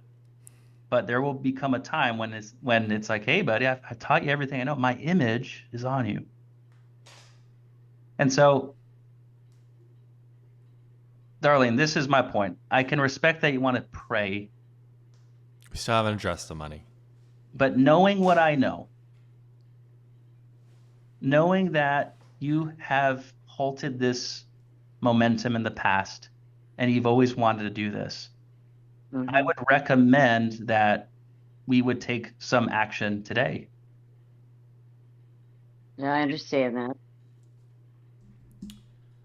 Okay, now we didn't dive into previously the action that she took and why she hasn't taken why she hasn't taken action, why she hasn't gotten success before. Like this is like something we just haven't talked about. So, and to be frank, why does she care what your recommendation is? Now, sometimes people will ask you, like, hey, what do you think I should do? At that point, dude, you got the trust there. You have the authority. Then you can be like, hey, this is what I suggest. This is what we do. All right, you on board? But when there's still a bit of a disconnect here, you can see like she's battling your frame a bit. She's pushing back, and you're like, this is what I recommend we do. Yeah, I get that. She's not saying, oh, I think so too. or anything, like, okay, why do you get that? We need to at least get some of her buy-in. So you can go at it a different route. It's like, my concern is if we don't go ahead and take the action we need to take, we're just going to fall into the same patterns that we have been for the past 3 years. So what do you feel like you need to actually do to make sure you break these patterns? Do you get what I'm saying? It's just, it comes from a different place rather than, I suggest we do this. Or you can just go down, if you really want to build urgency, because it sounds like this is what we're really pushing for. You can use an analogy of when the best time to take action is. I always use New Year, New Me, going to the gym. And it's like, and I get, we're wanting to push this off for a few days. And I've been in your shoes before. I guess, like, what if it wasn't what you thought it was? Well, what do you mean? Well, when is the best time to actually take action on your goals? For instance, when somebody is looking to lose weight and they tell themselves they're going to start losing weight in the new year, they're going to be one of those New Year, New Me type of people and start going to the gym. How long do those people go to the gym? A couple weeks if you're lucky. Don't you agree? Why is that? Because if they're really serious about getting in shape and losing weight, when would they have started? Yeah, as soon as they made the decision that needed to do it. So it's like the best time to start was probably yesterday, last year, 2 years ago, 3 years ago. Like, next best time to start, when is it? Why is it? And again, you are leading them, but you're getting them to actually answer the questions, come to their conclusions, rather than you just making statements. And so here's the thing, like, I understand something like 5K is scary. Like, hey, we don't even have to go down that route, because I think really what I'm after is commitment, Darlene. Okay. If you are committed to this, money, that's the easy part. That's like handing someone like, hey, here's the perfect workout. But if they're not committed to actually working out, like, that plan's not going to work. And so this is what I would recommend instead. Like, because something like 5K is just a lot, I get it. Like, and rather than talking about what you don't have, what do you have, just to see if we can help you to put yourself in that best position. I don't know. I think I would feel more comfortable if I could talk to people that have done this. So maybe we're in my position. Okay. Got it. We can attack comfortability. What would you like for them to say? We can attack comfortability, but again, just because the money hasn't been, like, the money is still the big elephant in the room. How they're doing now. Okay. Now, that's helpful to know. I mean, And if it has actually improved their life. yeah. I only laugh because, like, I know it's inside of here. That makes sense, Darlene. And really, it's and hey, we can just kind of like flesh this out, but it's kind of a trust thing. Like, hey, you don't know me from Adam, no pun intended. And you want to just make sure that this is going to help you to. A better way to do that, when they're saying, oh, can you send me over some people who have gone through it? And you go like, okay, yeah, potentially. Most of the clients we work with, they get pretty busy. Like, that's why they do come to us. I am curious though, if I do send somebody over to you, do you feel like they're gonna have good things to say or bad things to say? Well, I don't know. Well, I mean, if I'm sending them to you, like, what do you think they're gonna say? Say bad things, or they've gotten results, so they're gonna say good things? Oh, well, they're gonna say good things. Yeah, of course. So it's like, to be frank, like, you already know if I send anyone over to you, like, what they're gonna say. They're gonna have good things to say. What we really need to talk about is what you said before, is you'd be more comfortable if you talk to somebody. Can I share a perspective? Oh, yeah, sure. You starting your own business, you getting out of what you have been doing and really starting this new journey. Like, is it supposed to be comfortable? Oh, well, I mean, no, it's not. Well, why isn't it? And I get like, hey, it's a big step. I'm not going to take that away from you. But I'm here to tell you, you're exactly where you're supposed to be. Because if I told you, like, hey, 5K, you're cool as a cucumber, I'd have to check your pulse, right? Because it means we're not talking about anything important. Because who do you know who do you know that grows outside of their comfort zone? Nobody. Yeah. So now we just have to talk about the feeling you're feeling right now of being a bit uncomfortable. It's exactly what you're supposed to feel because it means we're growing. And that feeling isn't going to go away. All we get to do is decide what we actually do with that feeling because we have two options. Number one is we can allow it to constrict us. We don't make the change. We stay inside of our comfort zone. And people do this their entire life. And I don't want to see you fall into this trap. The second option is we can take that feeling and we can shape it. We can shape it into taking massive action. So we put some skin in the game. Now this has to work. We make it work. So which one would you rather do? Allow it to constrict you or shape it into taking massive action to get to your goals? Why would you want to shape it? What if you don't? What if you allow it to constrict you and you never actually get to your goals? And God forbid, a year, 2 years from now, you're not able to actually drive and you can't afford the basics. Do you want to allow that to happen? So what do you need to do to make sure we actually start our own business and we get X, Y, and Z? Okay. Get a new life, new results. Is that right? Yeah, right. Yeah. And so Help me meet my goals. Yep. totally. And let me ask you this, like, where do you feel like that? And I don't know if it's like I guess we could say uncertainty or like maybe fear, but where do you feel like that fear comes from?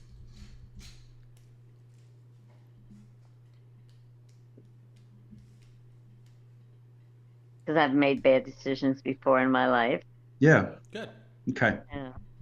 Yeah. Okay. And so that pain of making bad decisions and now being uncertain, where do you feel like that's led you? I don't know. In some ways, I feel like I'm doing pretty good. In some ways, I don't.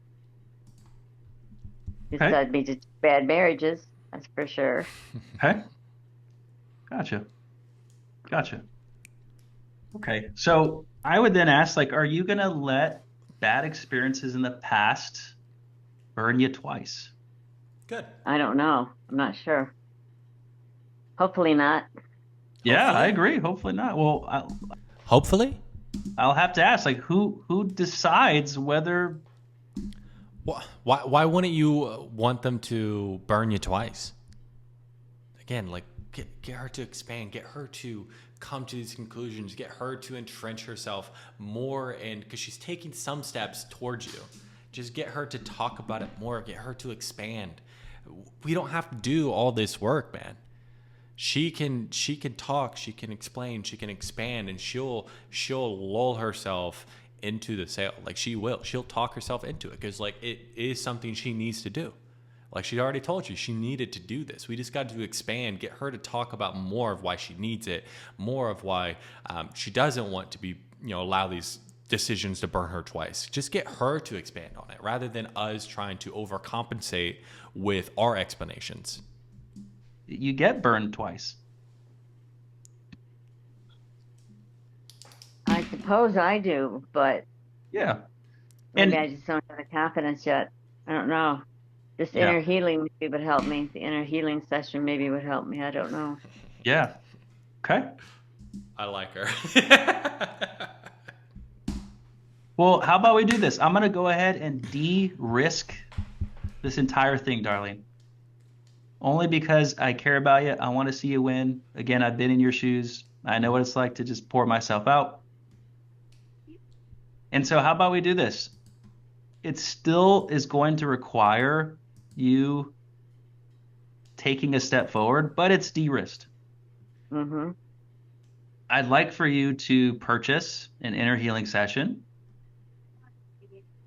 And I'm gonna make this to where like it's really gonna help you.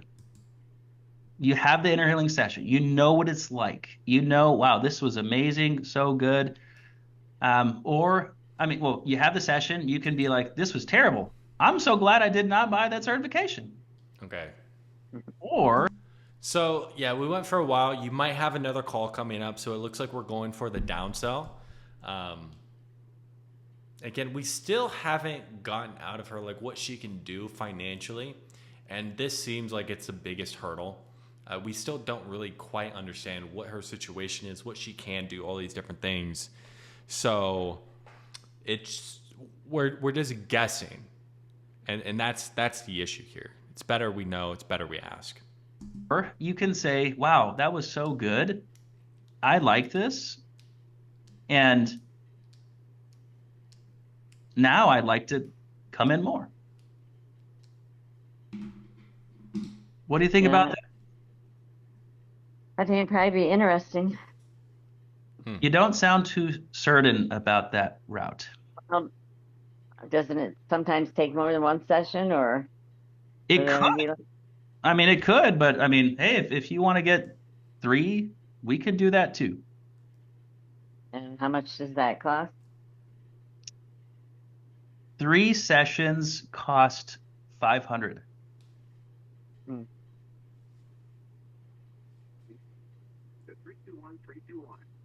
So And this how long? How long are the sessions? they're 1 hour long. 1 hour. Wow. Yeah. I don't know. It's still something I want to think about. Yeah. Is that possible to think about it and pray about it, I mean, or you is it, could. or is this a close the deal now, or the opportunity is gone forever? Let's speed it up a You little did do bit. some sales and antiques, didn't you? Um,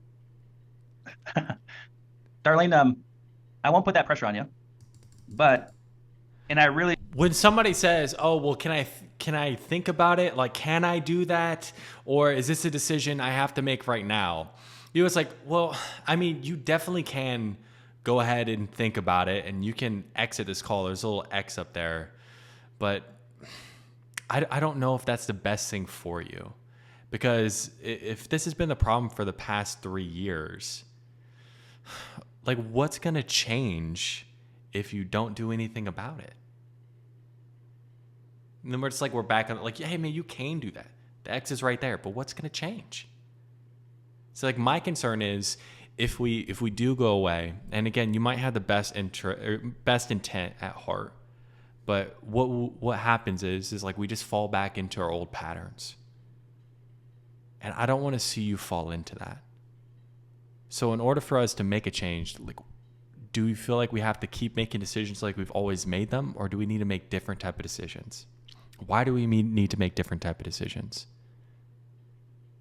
What happens if you don't? What happens if you keep on telling yourself you need a few days and you continue to push this off? Like, what's going to change? Right? What impact would that have? Consequence. really do rely on like, hey, just knowing what I know. Like, Mhm. I don't think I would best serve you by just saying, all right, Darlene, you just go pray about it.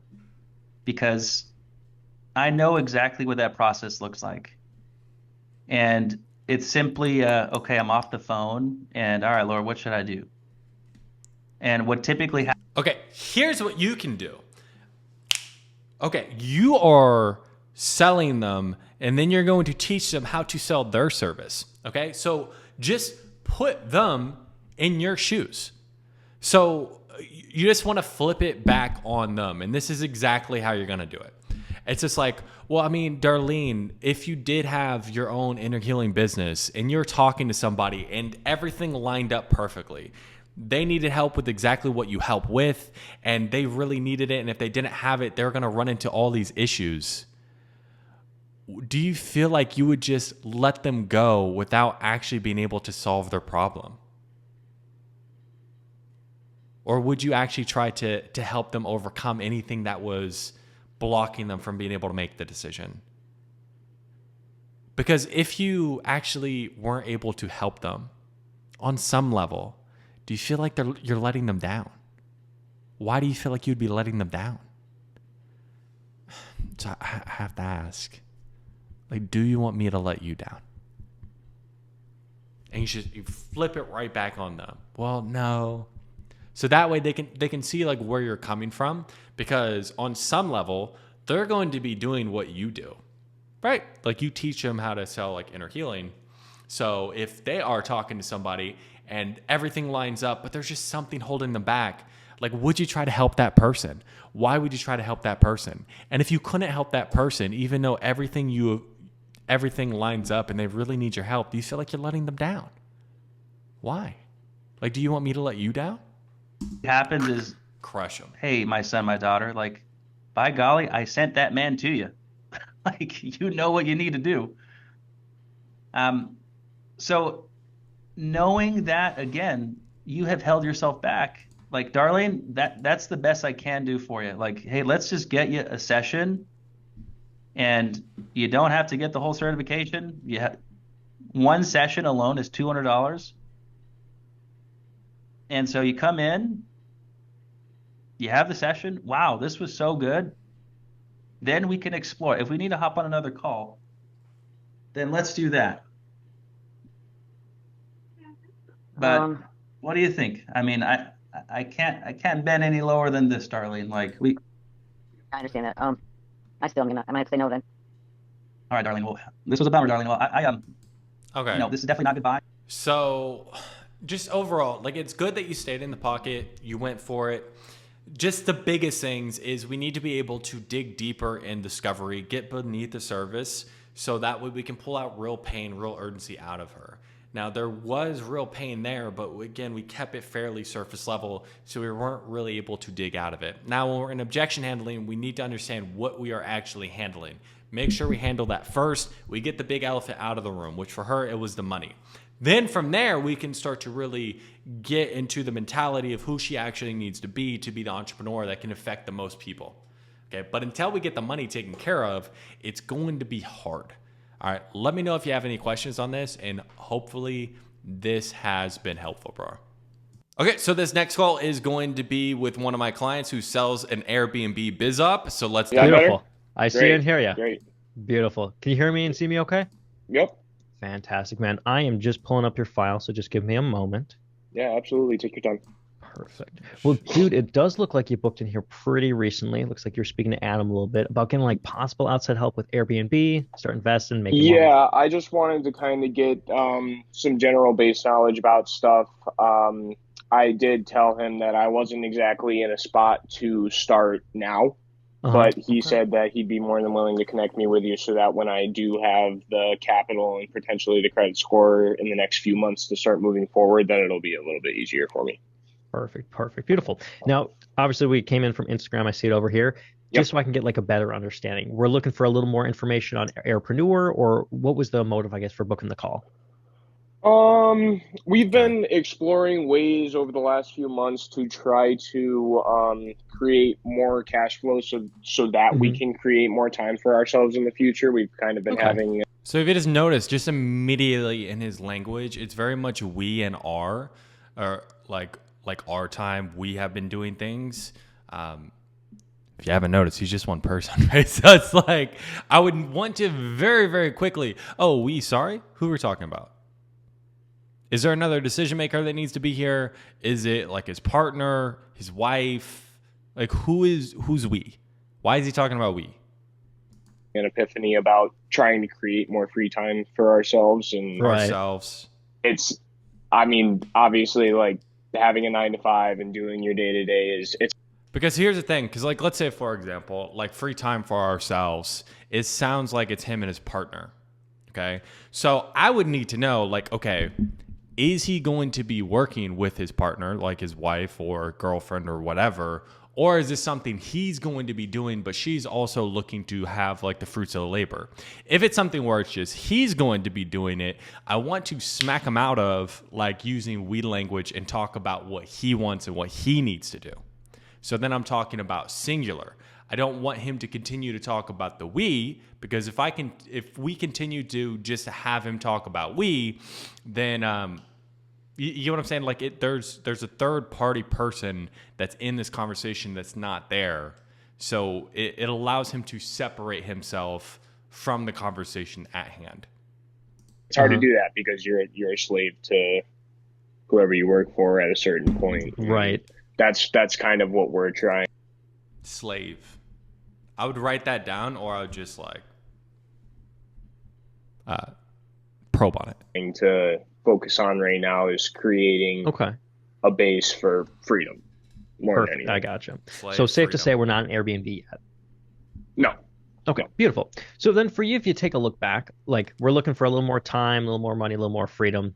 That's hence the reason we're looking for Airbnb. Yep.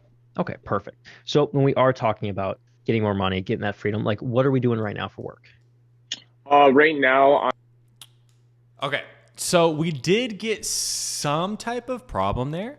Like this wanting more freedom, things like that, maybe feeling like getting more time back. So I guess like what are you seeing in your job right now that makes you feel like you'd want to look for ways to have more freedom and have more time? We could probably just expand on that, or just expand on, well, what do you mean you're more like a slave? You get what I'm saying? So it's like you can flesh out that problem just a little bit more up at the top, so that way you can have a better conversation moving forward. I'm actually working at a golf course up in the Lake George area. I work in the maintenance department for them. I've had a lot of experience doing other stuff like construction and things, but I'm trying to develop new skills right now that I can help to accumulate capital outside of my 9 to 5 so that we have a little bit more freedom to travel, visit friends that are kind of locked up in their 9 to 5s and spend more time with family. And I hear you. So over at the golf club, you're like the cool guy over there that makes sure everything runs smooth. We try to be, but Nice, man. How long have you been doing that for? I've actually been in landscaping, private landscaping for a couple of years. I actually started with them over the summer, but I've just been getting into that. I mean, I like working outside as much as I can because, just you get out in the sun, you don't feel cooped up, fresh air. I mean, it's something that I've always valued, but it doesn't always produce the funds that I want. And when you talk about landscaping, that's the same as the golf club? Yeah, I worked for a private company that did residential land. So it's like it doesn't always produce like the funds. Well, what do you mean it doesn't always produce the funds? Oh, I just don't get paid that well. Oh. Right? So it's like you're able to just, we're kind of glossing over some of these things. Landscaping, like lawn mowing and stuff for a while, and I was helping him run his company, but it ended up not working out with him, and I started working for the golf course, and I've considered following down the path of professional golf course work, but it's a long, hard path that doesn't always pan out for people, and can't be the most profitable. Yeah, I like to have backup options that I can lean into, and potentially other avenues that I can start to follow while I'm still working on my career. Okay, perfect. So as of right now, we were doing landscaping, but since summer we've been working at the golf club in like the maintenance sector. Yep. Perfect. I got that. So then with what we got going on there, like over at the golf country club, all that fun stuff, I mean, I guess what do you feel like might be, I don't know, like coming up for you over there that makes you feel like the money you're making there just isn't enough to go out and have the freedom and actually upgrade your life? I feel like my big thing is I don't want to wait till I'm 45 to have the money and the time to be free. That's what. To a short list, I mean, if I were to try to pursue professional golf course work, I have to go back to school for 2 years. I have to become qualified in handfuls of things. And even then, I still have to find someone to give me a superintendent's job somewhere. And even then, that doesn't always happen.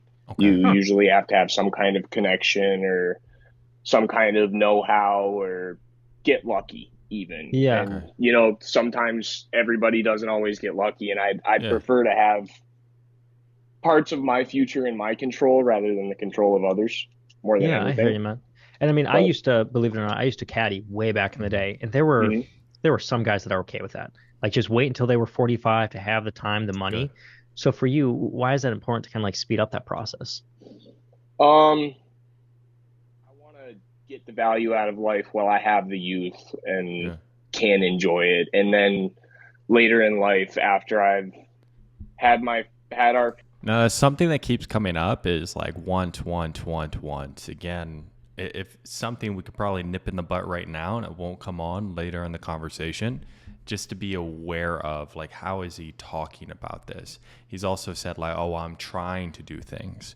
You don't try, you either do or you don't. Okay? I don't care about what you want, I care about what you need. We can start to make these shifts to just make this more real. But I think underlying is, like, we still really didn't address the we.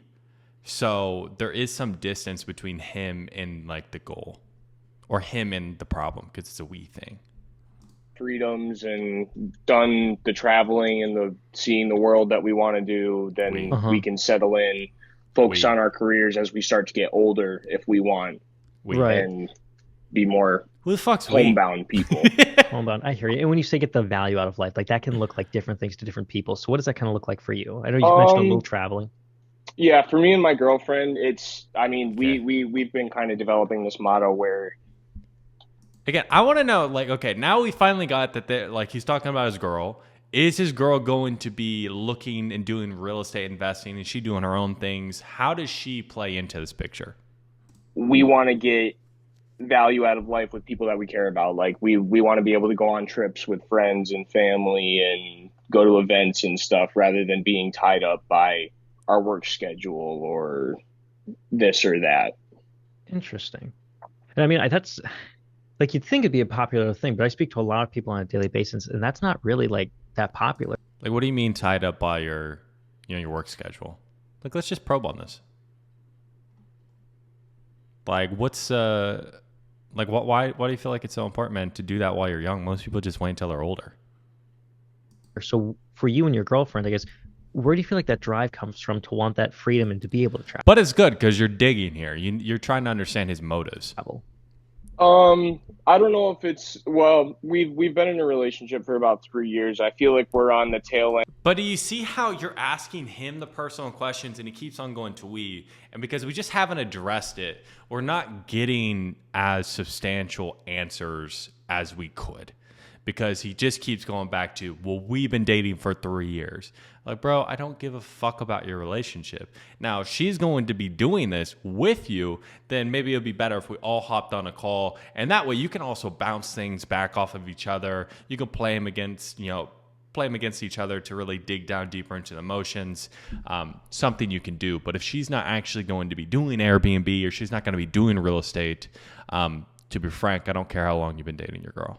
End of a little bit of a nesting process, because we started dating about 3.5 years ago. We're renting a house right now from a family member of mine, and we've been really focusing on just kind of like piling up money and going to work, coming home, feeding ourselves, paying our bills. And it feels like it's just kind of like right now we're going through the motions, and I feel like that's what a lot of people do, is just you live life to get your next paycheck so you can spend your next paycheck so you can afford your bills. I feel like that's more of what I'm concerned about. We want to have the freedom so that when our bills get paid, why are you concerned about not worrying about how much you personally, like, get him to start talking about him we have left, and the general stressors of life that a lot of people have. We're trying to alleviate ourselves of a lot of the stuff that we feel like we can avoid in the future. And you mentioned something interesting there, like just going through the motions. Like, how long have you guys kind of been feeling that for? And see, again, now you're addressing it like you guys. Now you're just doubling down on him talking about this we behavior. We've been kind of feeling like we're going through the motions, just kind of doing the work that's comfortable for us. Probably it became more of a realization over the last couple of months, but I guess we've been kind of doing it for a little while. I mean, when did you notice it? Start talking to him about himself too. And then also ask, well, how do you feel like this affects her? So instead of them being this we monolith, like they're one person, we can get, they're both like, how do you feel like this impacts her? like you guys going through the motion. And then you can ask, how does it impact your relationship? So you can get him, her, relationship.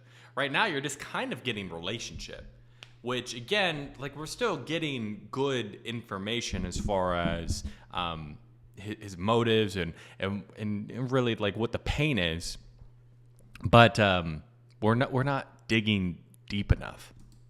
You do something that pays well, and you get comfortable, even though it's not necessarily something that you love. You know, Yeah. Is that what feel you like feel a like lot you're of people doing? get stuck in. I feel like a lot of people. Like this guy has not really talked about himself personally as far as his pain or his problems. Not really once. It's been a we, and it's been a lot of people. So do you feel like that's what you're going through? What makes you feel like you're going through that? And how does this actually show up for you personally, just like going through the motions? And you said you came to the realization a couple months ago. What was that moment like that really clicked it for you, that you've just been going through the motions? And how do you feel like this affects, your girlfriend? And what might be happening to your guys' relationship, you both just doing that? So why is it so important for you to get out of the motions? Like you said, most people do that their entire lives. Why is it important for you personally?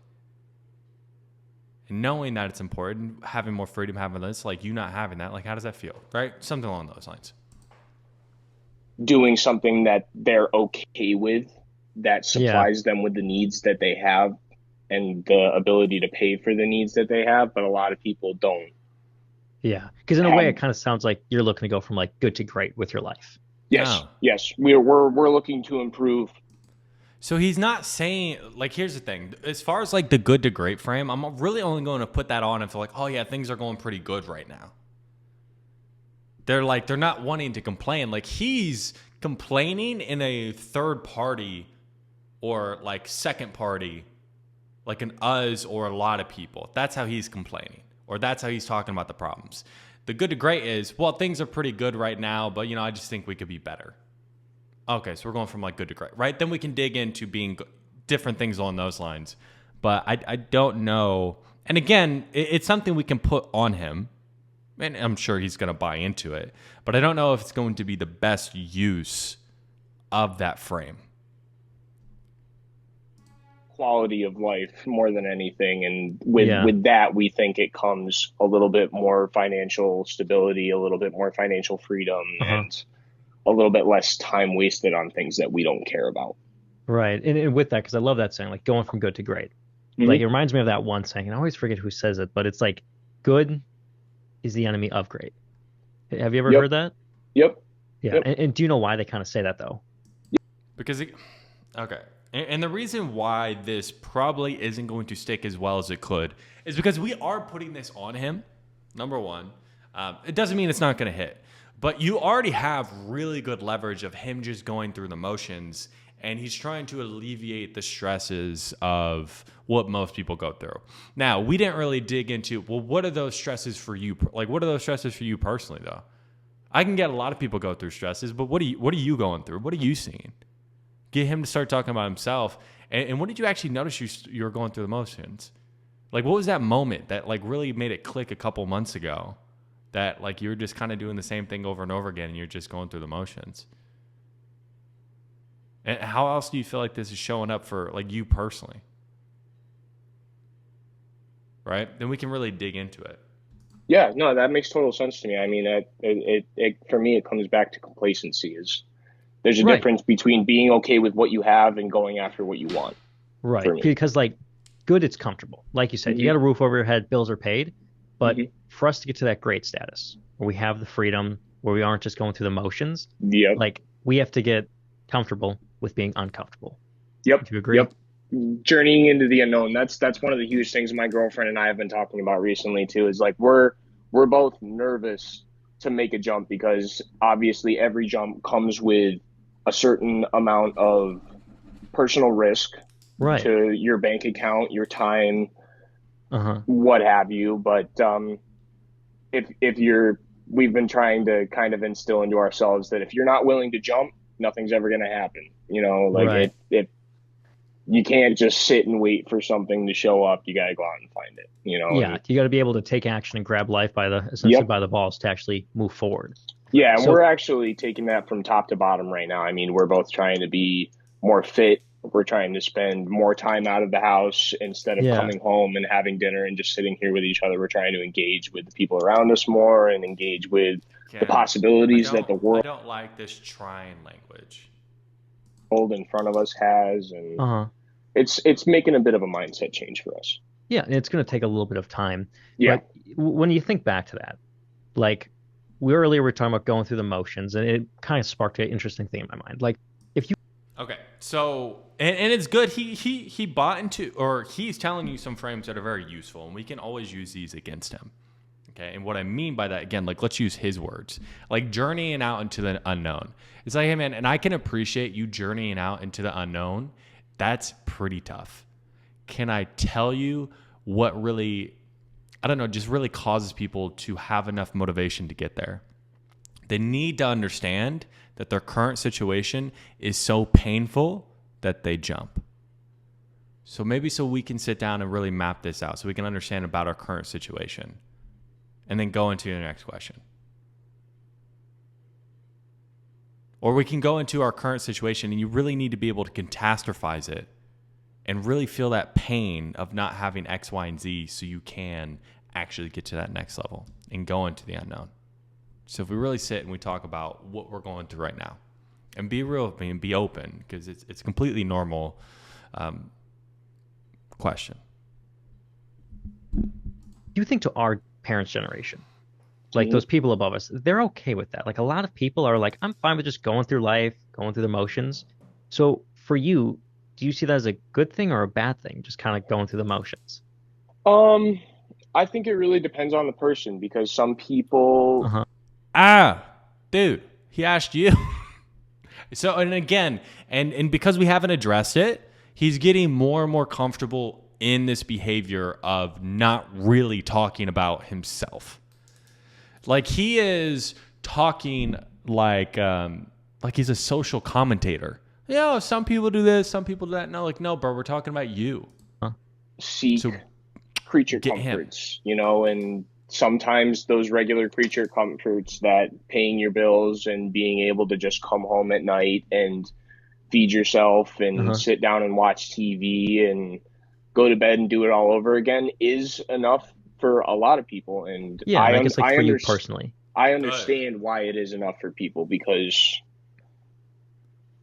I mean, comfort is its own kind of joy in a way, but I guess we're trying to really look for better forms of comfort outside of our home. And and I apologize. I must not have worded that best. So do you personally, like through your lens, do you see that as a good or a bad thing, going through the motions like you have been? Why is it a bad thing? you want to explore, and I specifically don't want to get old feeling like I didn't experience things because of time restrictions or money restrictions. And So you see it more of like a bad thing? Okay. So I would just ask, again, and if we don't reformulate the question to get it out of him, then I would just ask, like, well, why don't you want to be old to do that? Because most people, when they do that, they are old. Like, it seems like a lot of what is driving him is the feeling of wanting the freedom now rather than when he's old.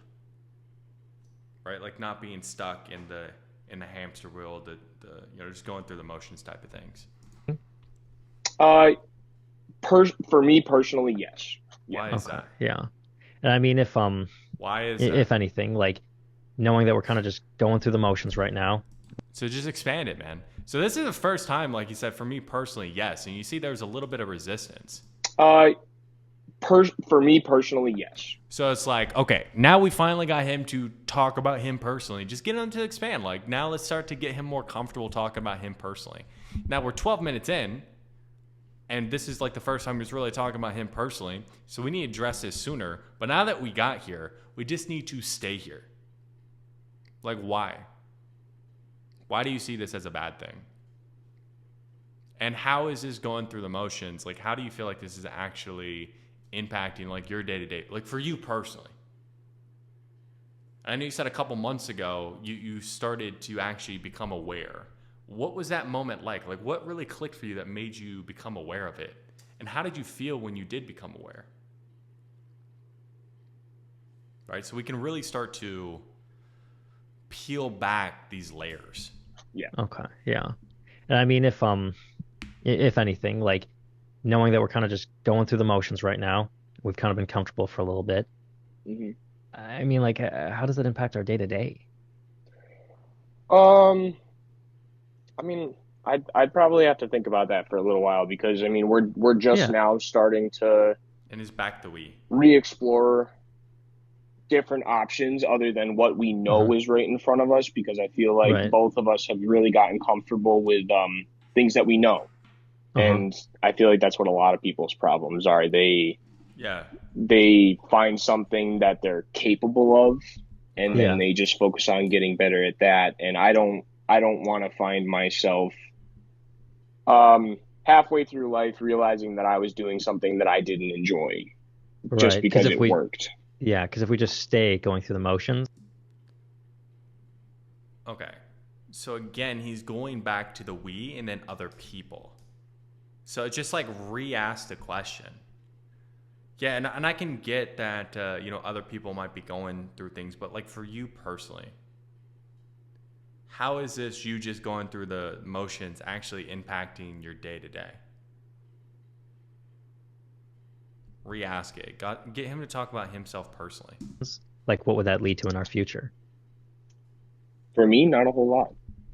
Yeah. I mean, yes, obviously, like having a family life and being at home when we get older is going to be more important. But I mean, for us, we want to take advantage of every opportunity that presents at the itself time to you us. have now. And I'm sure you're not sitting there at the golf club thinking about this at 24/7. But like, is there a specific time during like the day or something that you're like, wow, I actually feel like I am just going through the motions? It's more of when I feel like I'm not using my time effectively for myself. Can you give me an example? Good.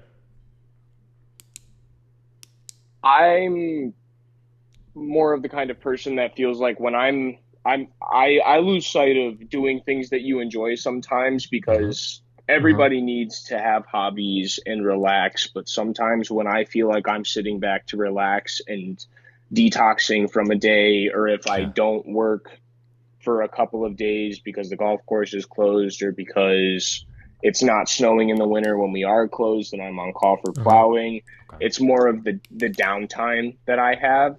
I feel like I could be using my downtime for something better. Yeah. To create cash flow or to be.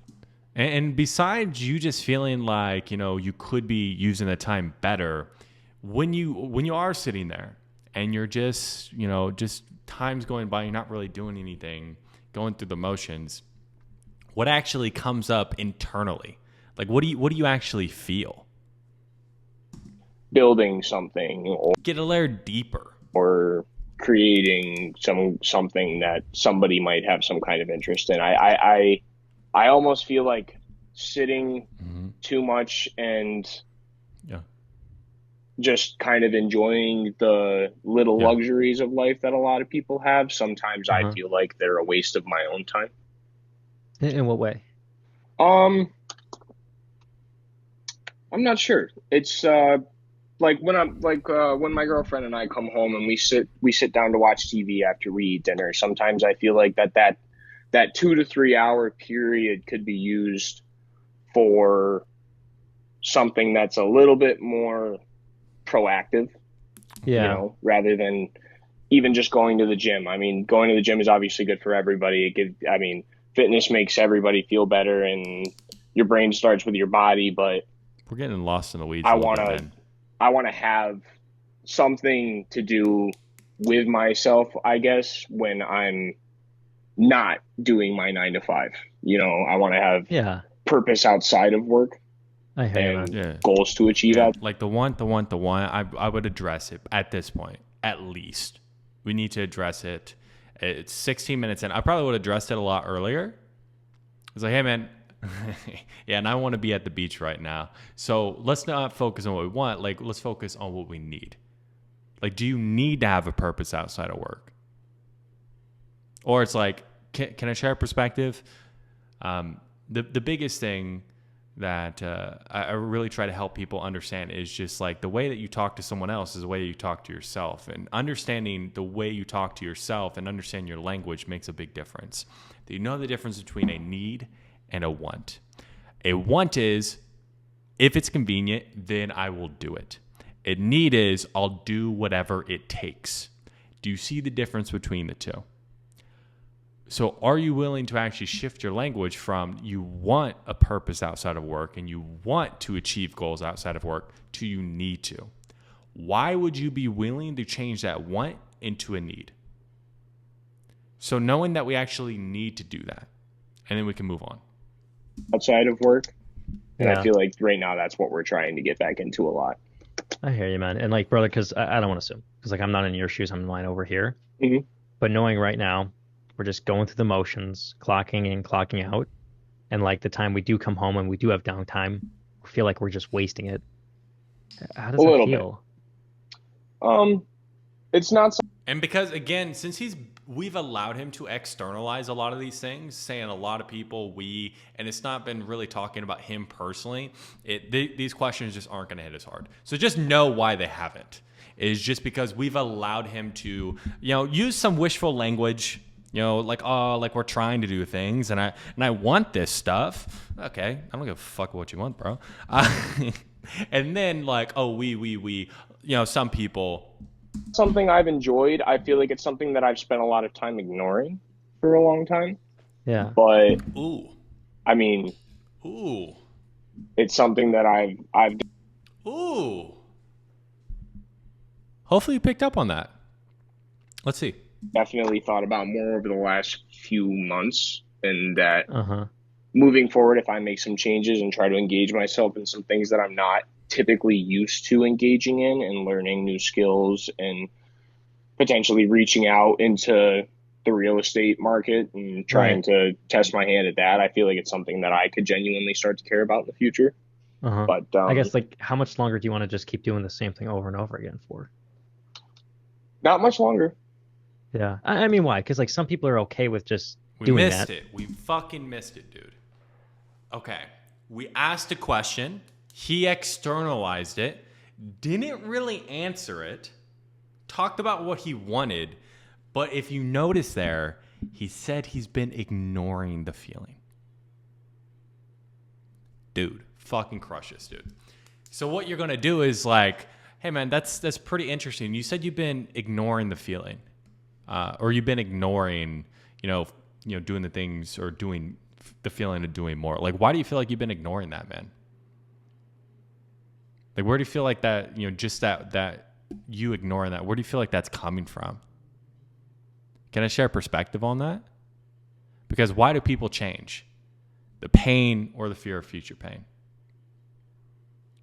And do you notice, like I asked you, like, hey, how it felt for you to do this? And you didn't really tell me. So do you feel like that may be part of the problem, that we're not diving into how it actually feels and we're more ignoring these feelings? Because again, if you like, you can use Super Bowl analogy. Because if you're in the Super Bowl and your teammate doesn't care whether they win or whether they lose, they more ignore their feelings.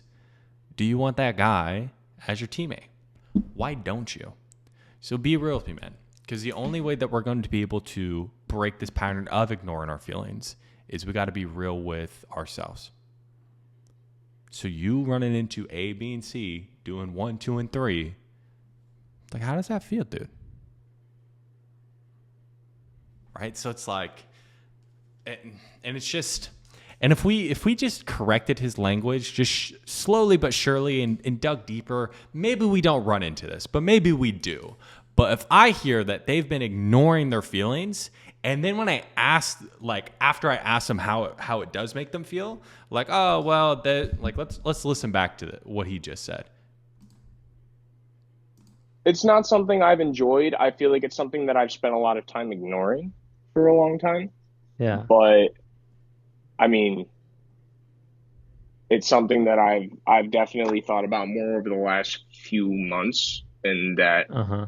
moving forward, if I make some changes and try to engage myself in some. So you asked him how it felt, him going through the motions. He's like, well, it's not something that I've enjoyed. It's something I've spent a lot of time ignoring. And then he just doesn't really dive deep into it, and then just talks about like, hey, potentially reaching out to the real estate market. Very wishy-washy language here. You get what I'm saying? So, like, here's the thing, bro.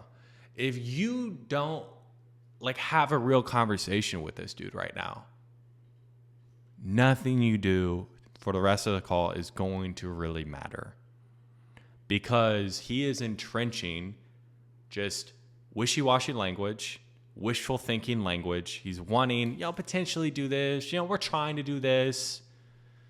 And he's not really talking about the actual pain that he is in and he is going through. And he's told you that he ignores this stuff.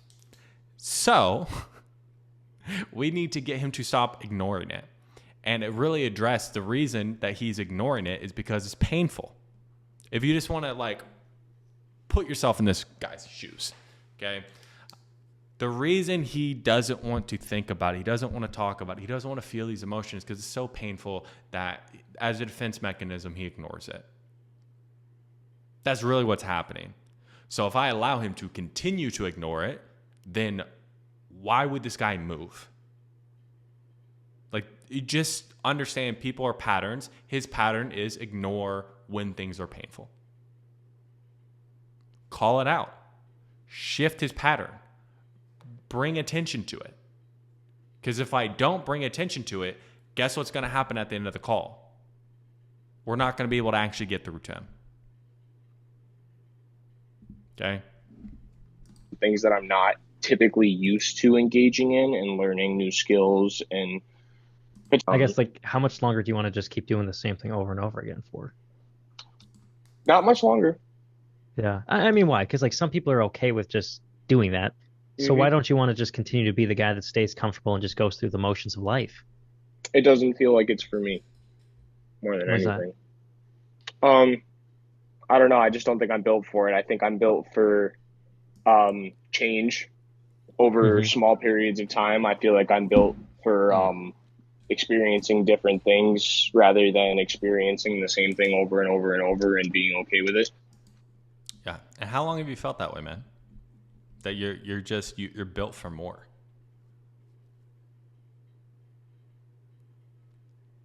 So it's like, and truly believing that you're built for more, but for the past 3 years, just going through the motions, bring it right back, dude. Like, fucking crush this guy.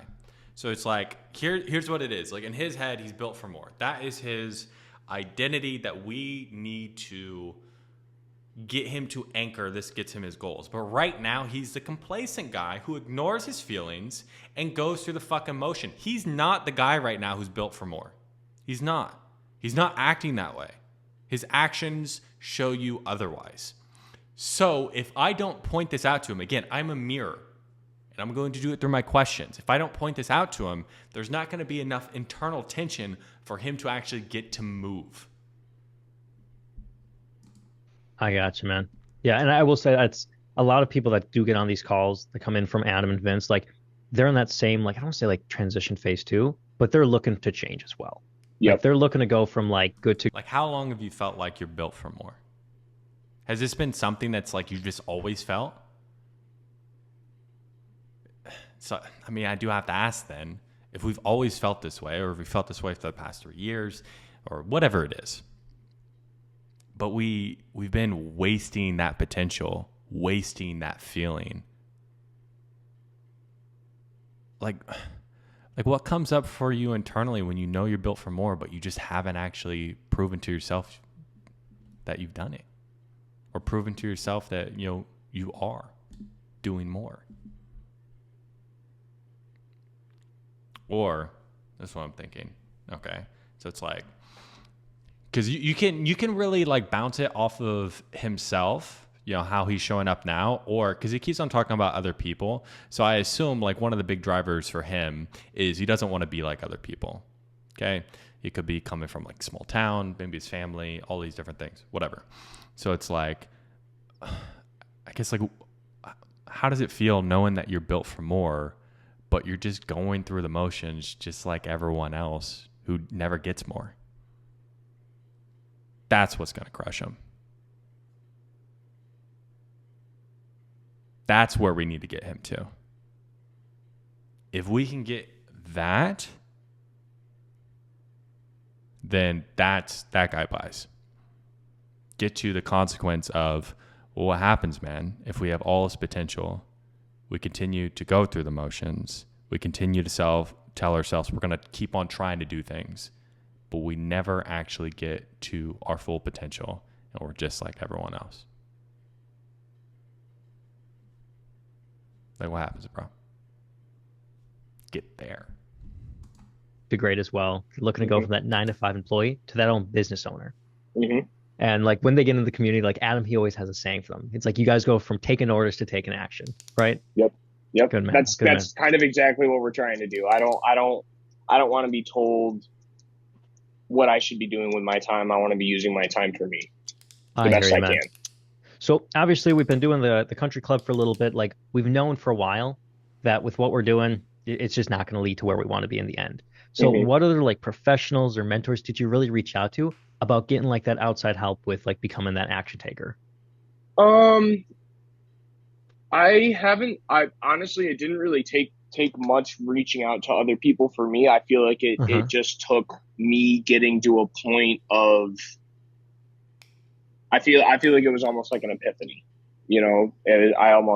I woke up one day and I felt like a different person a little bit. I felt like I was letting my life pass me by just a little bit, and that I felt like I needed to take action and grab hold of something that I could chase. And I ended up stumbling across Adam and Vince's page while I was looking into real estate investing, and obviously real estate investing is a much larger operation. You're right. Yeah, it requires. As far as like formulating that question, man, I would want to get some type of numbers before going into it. So it's like, okay, I know we're looking for that level of freedom, dude. So let's just say 3 to 6 months from now, like how much would you need to be making in Airbnb to be able to give you that level of freedom you're actually looking for? And how much are you currently making now? So before we started talking today, what have you been doing about actually getting the right skills so you could be making this, or what have you been doing on that front? And then let's see where you there's a lot more capital, and there's a lot more liability in it. And... Yeah. So how long ago did you wake up with this realization? And what was there a specific trigger? I would want to understand, like, hey man, what shifted? And if it's any type of time frame, like let's say 3, 4, 5, 6 months, whatever the fuck it is, it's like, hey man, well, we've had this realization that we needed to do something for the past 3 months. What's prevented us from doing anything? And we need to attack his inaction. I more wanted to find something that wasn't going to be a sink or swim thing right away. Right. It's something you could like kind of ease into and see if it works. Yeah. Rather than signing myself onto a 30-year mortgage and then just, seeing what happens. Right. You did mention earlier a little bit that you've noticed this for a while. Like you've been out there looking, or at least trying to. So, a couple of months now. Yeah. Yeah. So what kind of prevented you from going out there and getting help like a couple months ago? I feel like I was trying to find what I wanted. I almost like how I was telling you a couple of minutes ago, how I feel like a lot of people wait for things to show up for them. I feel like what I was doing was almost waiting for the right opportunity to present itself. And then I realized over a couple of weeks, maybe a month of thinking about it, that no one was going to show me what I wanted. I had to go find it. Yeah. Right. Because like those people that do wait. So then over those 2 months, like after we came to that realization, it's like what stopped us from actually going out and getting that help? You get what I'm saying? He's still like he's talking like and it's very tricky because if we're not paying close attention, it sounds like he's eliminating all these objections, but he's not. He's really not. He's like, okay, so like for 3 months, I got to this realization. Okay, but he's been going through the motions for at least, again, I would want to understand more, but I think he's like 3 years, or that's as long as he was in the relationship. I don't know. Okay, but he's been going through the motions for 3 years. Like, and he had to wait to have an epiphany about, oh, he needed to change things. And that was 3 months ago. And then he needed to wait for the opportunity to smack him in the face. But then he realized, like, after a month, okay, that's not going to happen. So then now there's 2 months of knowing that the opportunity is not going to smack us in the face. But why are we still waiting? And now we notice a pattern of him waiting for 3 years and waiting for a month. And then now he's waited a couple more months. You get what I'm saying? So it's just something like we just need to attack. And it's like, okay, but it's like after the a couple of weeks of you realizing, hey, this opportunity is not just going to smack you in the face, what's preventing you from going out and actually getting help? Like finding something to get help with, right? Like, can I share a perspective? Because again, we were going through emotions for 3 years. Why do you think it took you 3 years before you had the epiphany that you needed to do something different? And then when we realized we needed to do something different, why do you feel like it took you 3 months to then decide what avenue you needed to go? Okay, and we can really start to attack this. Where do you feel like this comes from? This constant need to wait and just hope the opportunities just kind of smack you in the face. Like, what do you feel like this has actually cost us? Like being in pain, but just waiting and hoping the answers just come to us. Do you feel like that way of thinking of just like waiting for the perfect opportunity for everything to align? Do you feel like that's worth keeping moving forward? Why don't you feel like it is? For things to just magically fall in their lap, or it like never happens. It never happens. Or you end up 45 with a job that you don't like and a town that you don't like. We don't have the time freedom. We don't have the money to actually do the things we want to do. Yeah, and so again, it's external. We need to start talking about him. At a certain point I'm a firm believer in the fact that it's never too late to make a change. Like, you can be 50 and make a change in the way you're managing your money, you're managing your time, you're managing your life. But for me, I feel like the sooner I do it, the better off I'm going to be, because then I will have more time with that mindset and more availability to do things with it before I start to get too old. Exactly. Because there's that saying, it's like the best time to plan. Okay. Yeah. Actually, it was 20 years ago. The next best time is today. Yep. Yeah. So, and I mean, can you see how like being that? So then if we understand we need to do things as soon as possible, what's still preventing these past couple months, like now knowing that we need to go out and find the opportunity of actually taking action and getting the real help we need?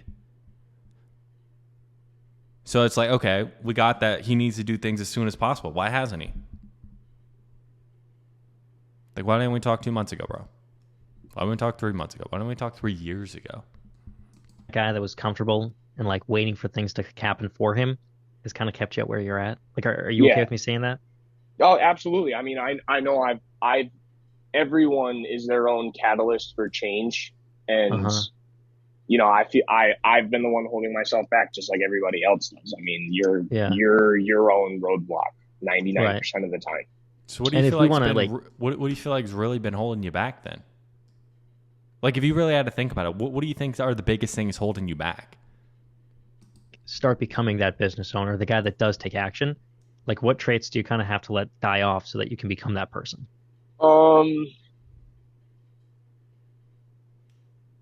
I guess specifically I have struggled in the past with time management. I'm definitely getting a lot better in recent years.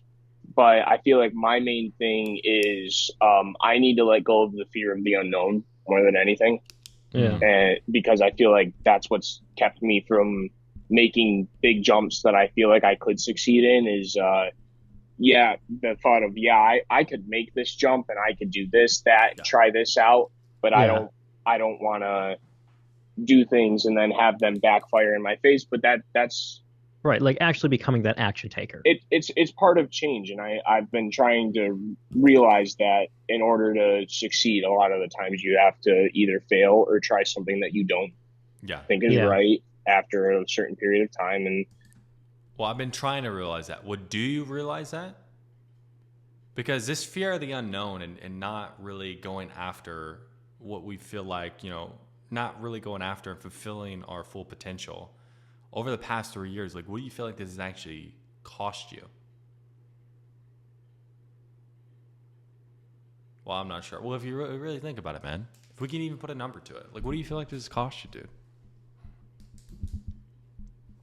So is that worth keeping moving forward? Well, why not?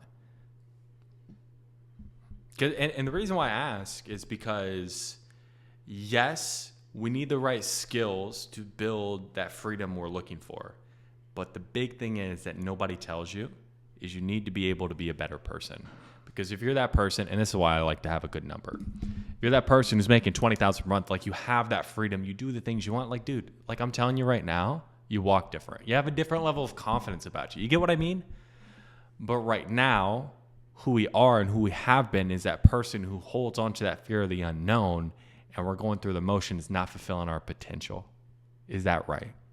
So I do have to ask, are you okay continuing to be that guy? Because if you are, I'm the first one to tell you, man, keep doing what you're doing. Keep going down the same path. Well, why not? But the tough question we really have to ask ourselves is, if you continue to be the guy who holds on to that fear and never fully reaches your potential for the rest of your life, how would that feel? In what way? it's a trial and error thing sometimes. And Right. Because like, what happens though if we don't start adapting time management and becoming that action taker? you just keep moving through life. Yeah. Like, for you personally, what do you think would happen? Are you willing to settle for that? Nope. Yeah. Because like, not anymore. Yeah. Because Vince preaches it all the time. Like Adam too. Like, well, yes, getting into Airbnb, becoming that business owner, it is about skills, but it's also about being like a better person. Because like, if you are that guy that wakes up, can travel, has the freedom, you walk that. Like, in a way, you hold yourself to a different standard. Yep. But right now, we're the guy who's kind of just going through life. Yeah, I'm a little bit below that line. Yeah, and I'm just trying to up my personal skills and my external skills so that I can kind of feed that. Yeah, and I do have to ask, are you okay with just staying that person? Because if you are, dude, I'll be the first person to tell you just keep doing what you're doing. Personally, no. I mean, everybody has to have stagnant periods in their life, and I understand that. But I prefer to be the kind of person that, even if I am sitting still in life for short periods of time, that I have a sense of moving forward and I have some kind of goal. Yeah. But the tough question I have to ask you is, if we stay that person who stays comfortable, keeps going through the motions of life, like, how would that actually feel when we get to that 45 age? I don't think I'd be too happy with myself, to be honest. I mean, that's kind of why I wanted to jump the gun on reaching out to Adam and Vince too, because I feel like I would have a lot of regrets if I turned 50 and didn't try to do the things that I thought I could have tried when I was in my 20s. And I'm 24. I actually just turned 25 a couple of days ago. I keep forgetting that. Belated happy birthday, brother. Thank you. But I feel like when I left school, I had a dream of. So here is some of the problem. Like, I get why you said 45, and we can get that. I would take it another step though. Like, I want to be happy. Well, why wouldn't you be happy? But if you wake up tomorrow knowing that you're not fulfilling your potential, dude, like, how is that going to feel? If you wake up tomorrow and you look in the mirror and you understand you're not actually fulfilling your potential, you're wasting it. Like, how is that going to feel? So, time to make a change then, possibly, man? You know what I'm saying? Like you take it to the now. Dude, if tomorrow you're sitting down, you have that free time, you're wasting your potential, and you continue to go through the motions, how is that going to feel? Dude, tomorrow's going to fucking suck. So guess what? You better buy today. That's not what you say, but you get what I mean. We got to bring that emotion to the now. Getting myself together and getting some money together and attacking something. And I feel like over the last 5 years since I turned 20, I feel like I've become accidentally a little bit complacent, because when you're 18, 19 years old, you're fresh out of school, you don't have any of your own cash. What you're interested is putting cash in your wallet, obviously. Yeah, everything. You're interested about like everything coming in. Yeah. But for you, if we want to actually become that action taker, at Airpreneur here, we want to make sure it's a win-win on both sides. So for you, what type of help do you feel like you'd actually need from us? Suppose it was you, me, Adam, Vince. We sat down and you're like, hey, I need X, Y, and Z. Again, I think we moved on too early from that. So again, he's 5 years of him going through the motions, not fulfilling his potential. So like, what happens if like tomorrow is 5 years in one day? Like, how would it feel if we, for the past 5 years, we're 25, and for the rest of your life, you continue to be the guy who doesn't fulfill his potential?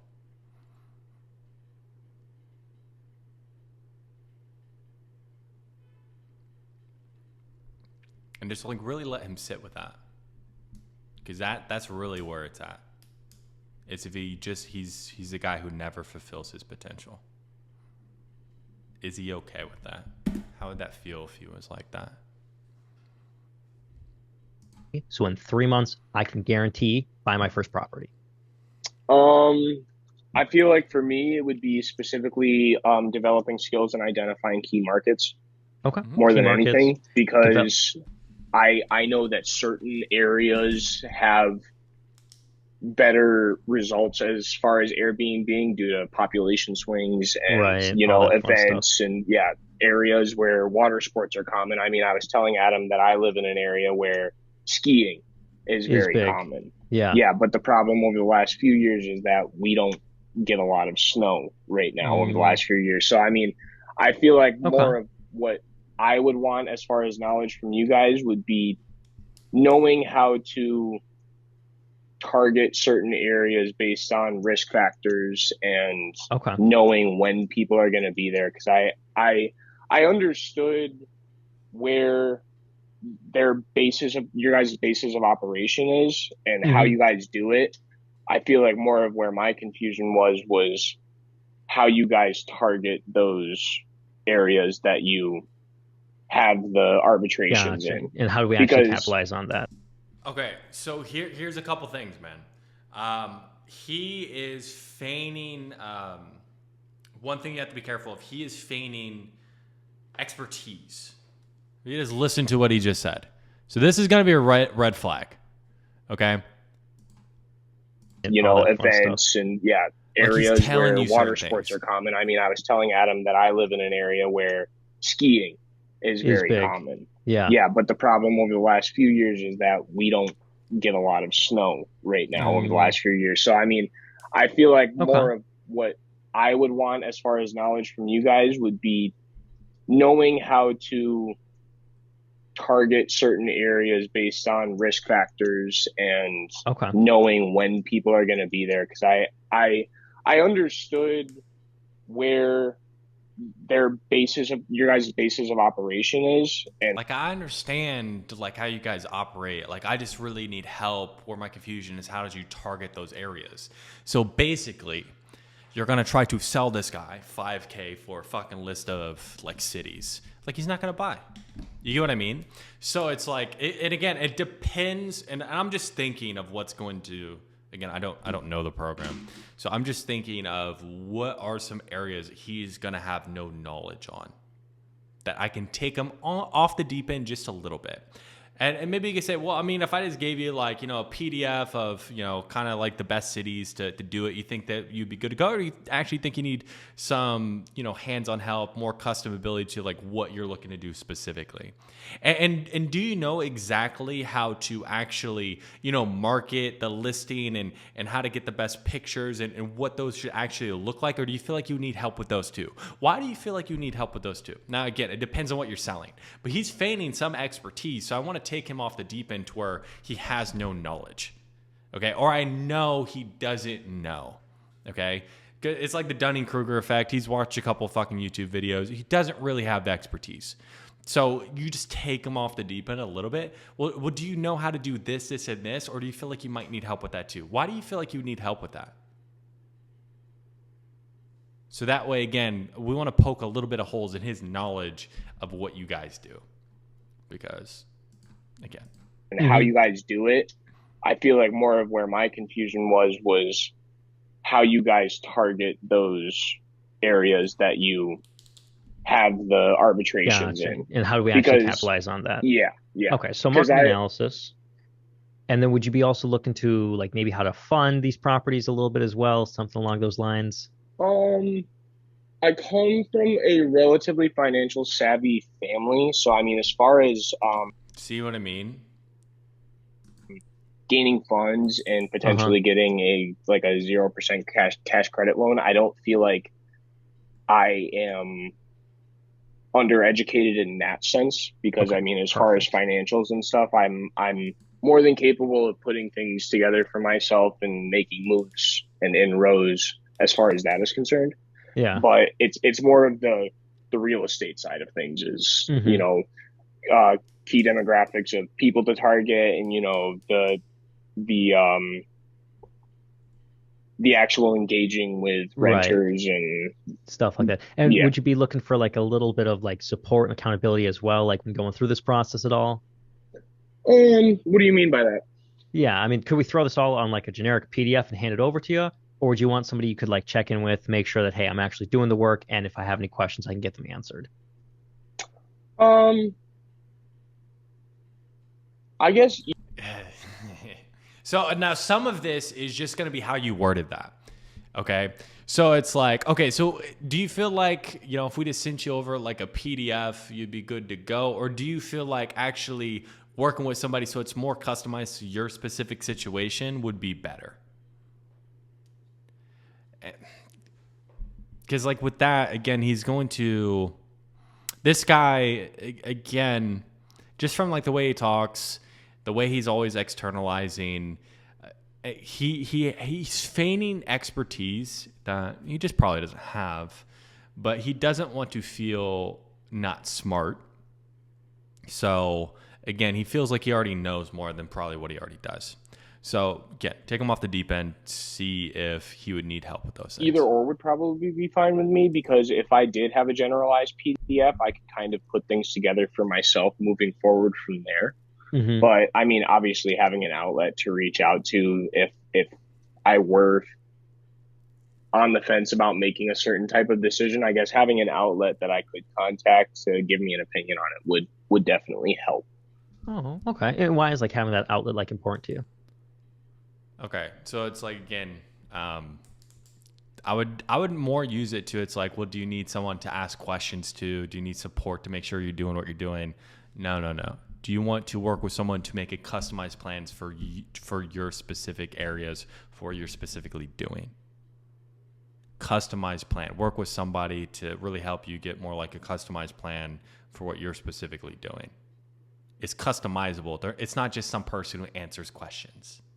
You get what I'm saying? You see how that's a lot more valuable?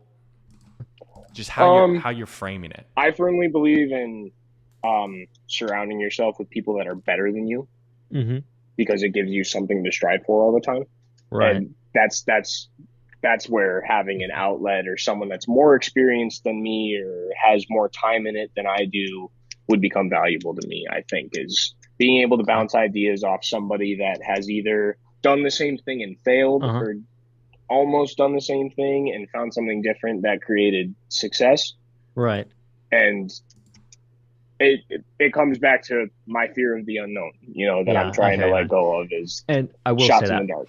Yeah, and with that support, it's like there's also that accountability piece. So like, Mhm.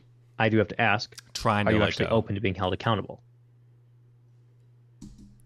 And again, so as far as like this open to be held accountable, if they don't say accountability, I typically won't bring it up in a discovery. I will bring it up. Like, let's say your last pillar could be like accountability, and you can get that into the accountability in there. Like, hey, you're actually open to being held accountable. Again, just small difference. I feel like it'll fit better because like,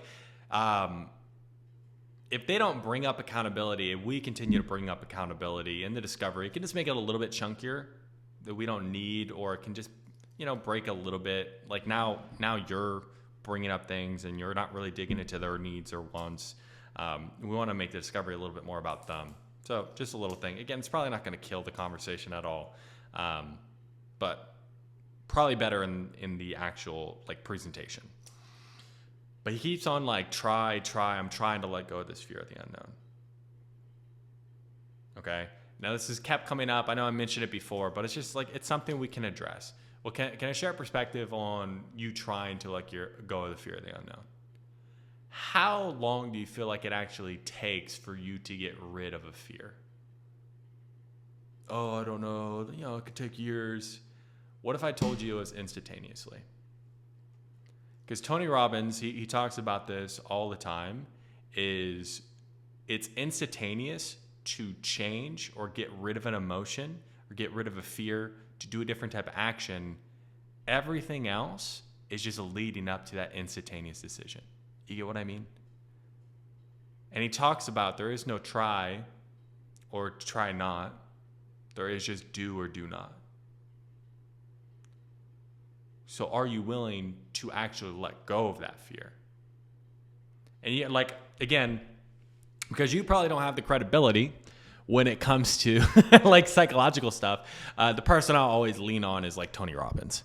Okay, like he says these stuff. Well, he does say that stuff, number one. But number two, it lends more credibility to you as somebody who is here to help them, especially if you're talking about like more psychological stuff. Again, you run like an Airbnb offer, so you probably don't have the expertise or the authority to talk about like psychological stuff. If you're selling something that's a little bit more psychological, if you're selling them, for instance, sales training, right? You can just more take that authority yourself. But if not, use somebody like Tony Robbins. For the things that I do for my own business, absolutely. Because I mean, any money that I invest, any money that I invest into something is mine. It's something that I'm taking on, and it's something that I've accepted as my responsibility. And I firmly believe that if you're going to make a jump, it needs to be on your own terms, and it needs to be a decision that you made rather than a decision that somebody else made for you. Right. And that's why I'm like, as long as you have that accountability piece, because like I will say as coaches, it's not our job to tell you what you want to hear, but more so tell you what you need to hear. What you need. Yeah. You need to be able to, and yeah, me as, someone that's seeking advice. Yeah. I definitely need to be able to receive critical advice rather than someone holding my hand, obviously, because I feel like a lot of people do expect coaches and people that offer programs to hold their hand and basically like lead them the way without putting any work in. And we want to make sure. Let me make your money for you, and you'll be fine. And that's just the false expectation. Because I'll say right now, like we don't sell overnight pills, and we don't sell get rich quick schemes. Like what we do does require work, but as long as you're actually being held being held accountable to that work, that's how we can make sure you succeed. Yeah. So at the end of the day, I know this is trying to be a win-win partnership. But if someone's coming in with a 400 credit score and $100,000 in credit card debt, we can't really help them. So we do want to make sure that we are in the best financial spot possible to at least guarantee that we can help you. So as of right now, I know you put it on your credit card, on your application here, but do you know what your credit score is? The thing about my credit personally right now, it's not that it is damaged, it's unused. Okay. I have been spending a lot of time operating off my income. I haven't really needed to take out any credit loans for any reason. Now,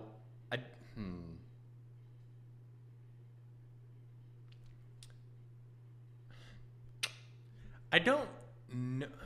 Let's see where you take it. Like like as far as this qualification right here, it seems like it kind of just breaks up the conversation a bit. So we can either do this fairly early on, maybe like, after we dig out some problems, if you really do need this qualification, or if it's on the setting, if it's on the application, just like confirm it at the beginning of the call. If you really need them to actually like say it or something like that. I don't know. Yeah, like that, it feels like it breaks up the conversation a bit. So far, and that's kind of what I was saying to Adam is that I do think if I approach my credit correctly, I do think I can get my credit score to go up rapidly. Yeah, and no worries on that. And just for like a ballpark number, do you know where it's at right now? I know that the average unused credit score is somewhere around 600, so that's what I would guess mine is at right now. I haven't checked in a couple of years. I did check a couple of years ago, but once again, I've never done anything with my credit score, so it's just kind of FICA being like, okay, so you're someone that uses cash. You don't matter It's just yet. put it on ice. As long as it's not like 400 or 500. Yeah. And then as far as like liquid cash, like if you were to go out there to actually furnish your first Airbnb, how much liquid capital do you actually have set aside?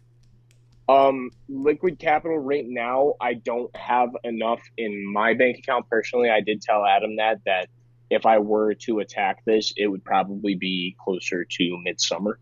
Okay, no worries. Because I definitely have to build up a little bit of liquid cash before I decide to make that investment. Because at this moment, I'd be running myself a little too thin, or a little thinner than I'd be comfortable with trying to make that investment jump. Okay, so just get a real number and then probably attack the comfortability right now. But it's definitely something I can prepare for in the future. Yeah, and I guess just as of right now, just to put on your application, I guess how much liquid capital did we have like set aside? Right now, unfortunately, I'm not really comfortable sharing my exact figure with you, if you don't mind. No worries, brother. I just, when we are talking about getting you like in a proper place, because we've had some people that come in with around the 6 to 640 credit score, with only about 5 to 7 grand to their name, and they've been able to actually go out there and get their first property. Okay, so so what you're saying is it's about balance. Yeah. More than anything, is as long as you have a credit score to lean on, any dollar value is a possibility. As long as you have something to jump on. Right, and that way just we can put down saying, hey, because if you're coming in, gotta be full transparent. If you're coming in with like, hey man, I got $500 and I got $40K in credit card debt, there's not much we can do for you, because we want to make sure every client we do bring on can actually get their first property in 3 months.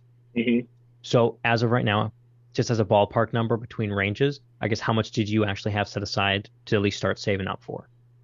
Right now, I would like to have 15 grand by the middle of the summer for me to actually approach this, and I'm not far off of that. That's not a finite number of what I have set away right now, but it's more of a target for me. Gotcha. And of that 15K, like ballpark, where are we? Like 50% there, a quarter of the way there? I have my money dispersed right now. I have some of it invested and some of it tied up in other things right now. I have a lot of assets I have a massive asset in vehicle. My vehicle's paid off. So, I mean, it's hard for me to exactly tell, because most of my capital is in assets at the moment. Yeah. And I mean, as far as like just liquid capital goes, like ballpark it? Maybe 15K if I were to look into my accounts right now. Okay, but maybe 15K. Right now, dumping that money isn't exactly something that I would be keen on, because it would run me pretty thin. And I'm not talking like other investments. I'm saying, do we have 15,000 liquid, or like how much actually just liquid?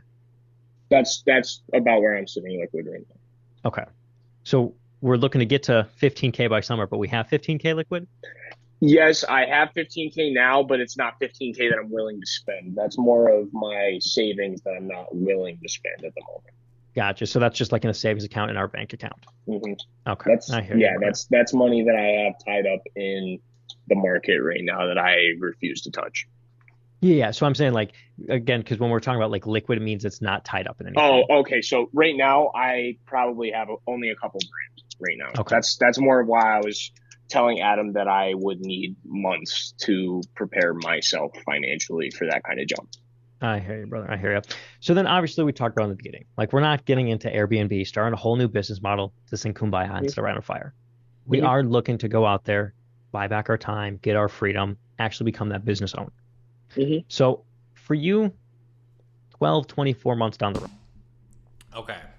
So with all of that, man, I would at least need to address all this. Okay. So, and I can appreciate, man, like we're not maybe comfortable with certain things, but do you feel like that's part of the problem? Oh, what do you mean? You diving into it and you really letting go of this fear of the unknown. Is it supposed to be comfortable? So if you come to me saying like, hey, I need a couple months to like get comfortable, right? Then when we go into, and like, let's say like, 6 months from now, you do that, and you hop into the program. I'll tell you right now, with that mentality, you're just not going to get the same results versus somebody who is willing to get uncomfortable. You get what I'm saying? So does it actually benefit you to just stay in your comfort zone if we're really looking to get rid of this fear of the unknown? Because I'll be the first one to tell you, man, if you're just looking to stay completely comfortable in your comfort zone, like we're probably not the champs for you.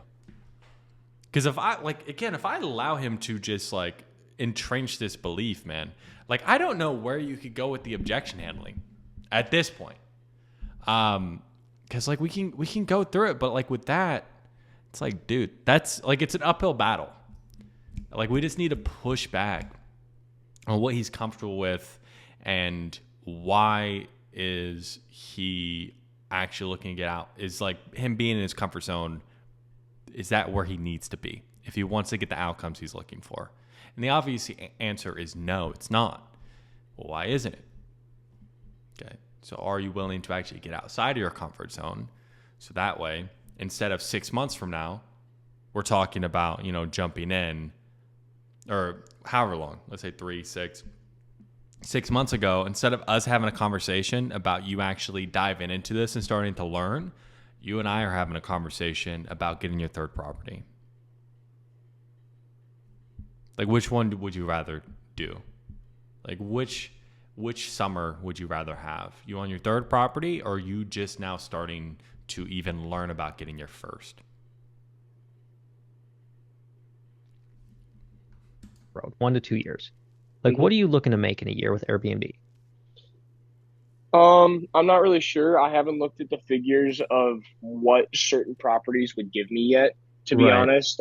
Because I mean, I've looked into potentially getting like smaller, like 1 bedroom, 2 bedroom houses to rent out. And then there's obviously a fully different scale of doing Mm-hmm. it where if you have the capital to rent out something that's $8,000 a month in rent, you can Mm-hmm. obviously Right. I mean, upscale. like everything property aside, because you don't know the exact numbers because you're not in the business model Mhm. yet. But what would you like to be making? Like, let's say, In 24 months. Okay, so again, it's good that you're like, hey man, take that aside, but you can just do that better so you gain more authority. Just like, hey, can I make a suggestion, man? I appreciate right now we don't know the how. That's why we're here. Like I know the how. I've walked hundreds of people and I can walk you through it as well. You focus on what you want and then I'll walk you through the how. All right? So it's like you don't know the how. I know the how. I've helped hundreds of people with it. You focus on what you want. So again, it just like you take more authority that way. If I could make myself an extra, even just 100 grand in 2 years, I mean, it would make a lot of a difference for us because obviously, like we're looking into Airbnb to kind of develop startup capital, and we want Mhm. to eventually make a bigger step into potentially real estate investing when we get We want, older. we And want, we obviously, want, that's more of like a want. You need to nip that in the butt a lot earlier. So it's still coming up.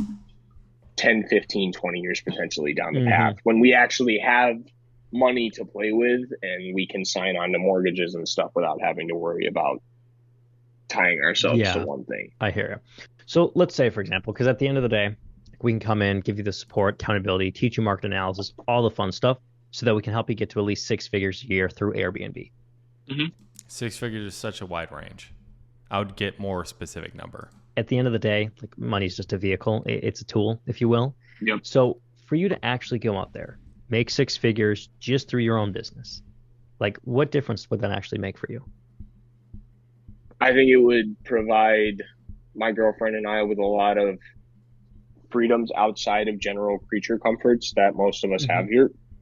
We've Yeah. always wanted to see the world and do it before we're too old to experience it. You know, Mm-hmm. we want to go to Italy, we want to go to Asia, Oh, what's out in Italy? huh? What's out in Italy? We'd actually like to live there someday. I mean, we're not exactly fans of the American lifestyle, to be honest. Okay. We're actually looking into eventually retiring overseas potentially Yeah. if we can, Yeah, why Italy though? because Okay. it just seems like a peaceful way to A kind peaceful of way. I mean, I'm not. cap life Yeah. off a little bit. I'm not But too familiar with the Italian lifestyle, but like, is there a specific spot that you guys?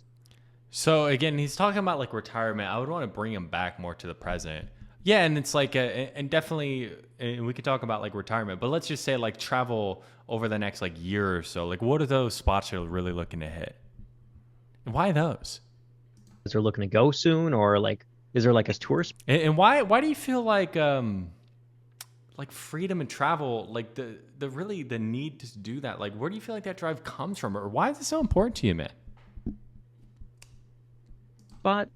no, we've actually looked into trying to do our best to stay away from tourist areas when we travel, because when we do travel, we wanna see places for what they really are. Yeah. So And where's I like feel the like first spot in Italy you would go? we definitely want to go to like Napoli and Sicily because Oh, of the levels of heritage that both of the areas have, and they're okay. not. I mean, Napoli tends to be a little bit of a tourist trap, but Sicily is deep in heritage, and I've always been a huge food guy. So I mean, going over to Italy and experiencing the culinary life over Oh, there, yeah. it's kind of a dream of mine. I But hear you, man. Okay. So for you to be able to actually start living that dream, Because he keeps on talking about like freedom and travel. It's like why?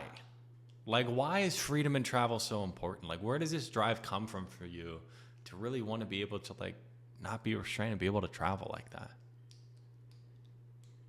And I get it's always something that's been a dream of yours, but why do you feel like it is? Like, where do you feel like that comes from? Right? It's like you're taking that layer deeper.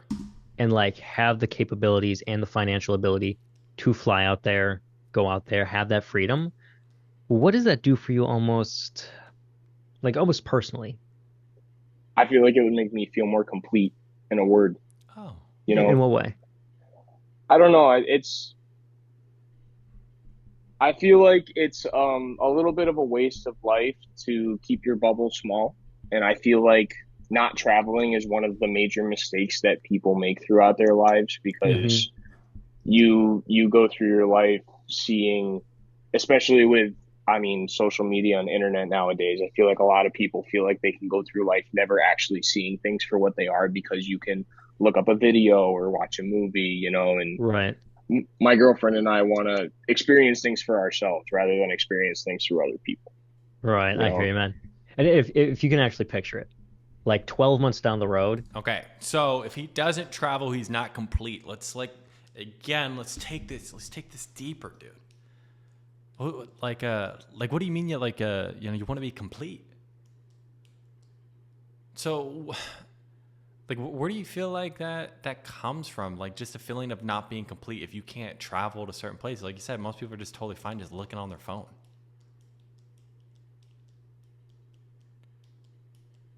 Like where do you feel like that came from, man? Please take it a little deeper. Just spend a little bit extra time here, dude. you're able to actually get on that plane, fly up to Sicily, Italy, see the heritage, try the food. yeah, Like at that moment, how would you feel?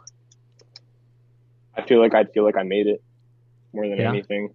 Yeah, I don't, my girlfriend and I, we don't, when we get married, we don't want to be millionaires. You know, we don't need to be driving around in Mm-hmm. $150,000 cars. We don't need a $2 million estate. We just want to focus on having the freedom to see the world and to share it with people that we care Yeah. about, And and actually see everything the world has to offer. have memories that are actually valuable to us than feeling like we missed out on a vacation here, or we should Hmm. have gone on this trip, or we Yeah. missed that concert or didn't go on that cruise because we couldn't afford it or didn't feel like we needed to spend that money, you know? I hear you, man. And when we do talk about things like that, like there's always two sides to a coin. Mhm. So on the other side, if nothing does change in our income, in our skill set, and our knowledge, how likely is it in 12 months we're able to actually go out there and experience that? I mean, I feel like that depends on the person, but for me, I feel like I'm trying to create autonomy Yeah. a But I lot. mean, if nothing changes, Like the dude just externalizes everything. Well, it depends on the like, bro. And then he doesn't answer. It's like, oh, I'm trying to do things.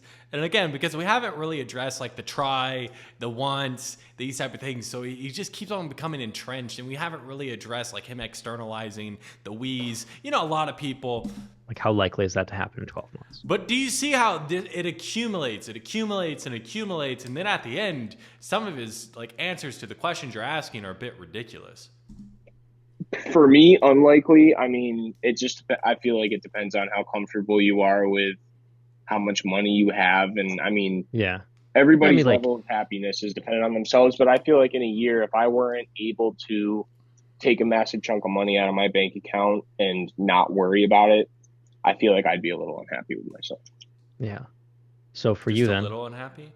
if we actually don't, Like take it deeper. Like be real with me, man. Because who really gets out of their comfort zone, gets rid of their fear just for a little, you know, to avoid a little unhappiness? Do you feel like that might be part of the problem just because we keep on telling ourselves if we don't achieve this, we're just going to be a little unhappy? So be real with me, man. If nothing does change, let's go right into it. don't get the proper skills and knowledge to create that Like a lot of what this guy's problem is just the way that he communicates. business and actually start living that life, like what would be the actual day-to-day impact of us just having to stay doing the same thing, brother? I mean, at a certain point, I think everybody needs to be happy with what they have, you know, and there's balance between going after what you want and being happy with what you have. And obviously that's not me being okay with complacency, but I try to not overreach, because even if I'm not where I want to be in a year or in 2 years, that doesn't mean that I won't be there in 4 or 5. What makes you know? so sure? It's good that you're challenging. Let's see. I feel like what makes me sure is the fact that I know I won't give up if I know I actually want something. So even if I do fail, I'll have the gumption to try again. And I can definitely appreciate your willingness. But for you, as the man, it's like, well, why would you keep trying though? Because he just said, well, eventually you just got to be happy with what you're given. Well, if he continues to try, then he's kind of admitting, well, he wouldn't be happy with what he's given. Like you'd want to change it. You get like, you see how that's contradictory, like right back to back like that. So I want to attack it. Well, why would you continue to try, man? And I'm not questioning your willingness, but in order to have like the most motivation to get something, we got to know what we're running away from. Because if you're on a 100-meter line, I'll probably just use an analogy. If he's just like not understanding what you're getting at.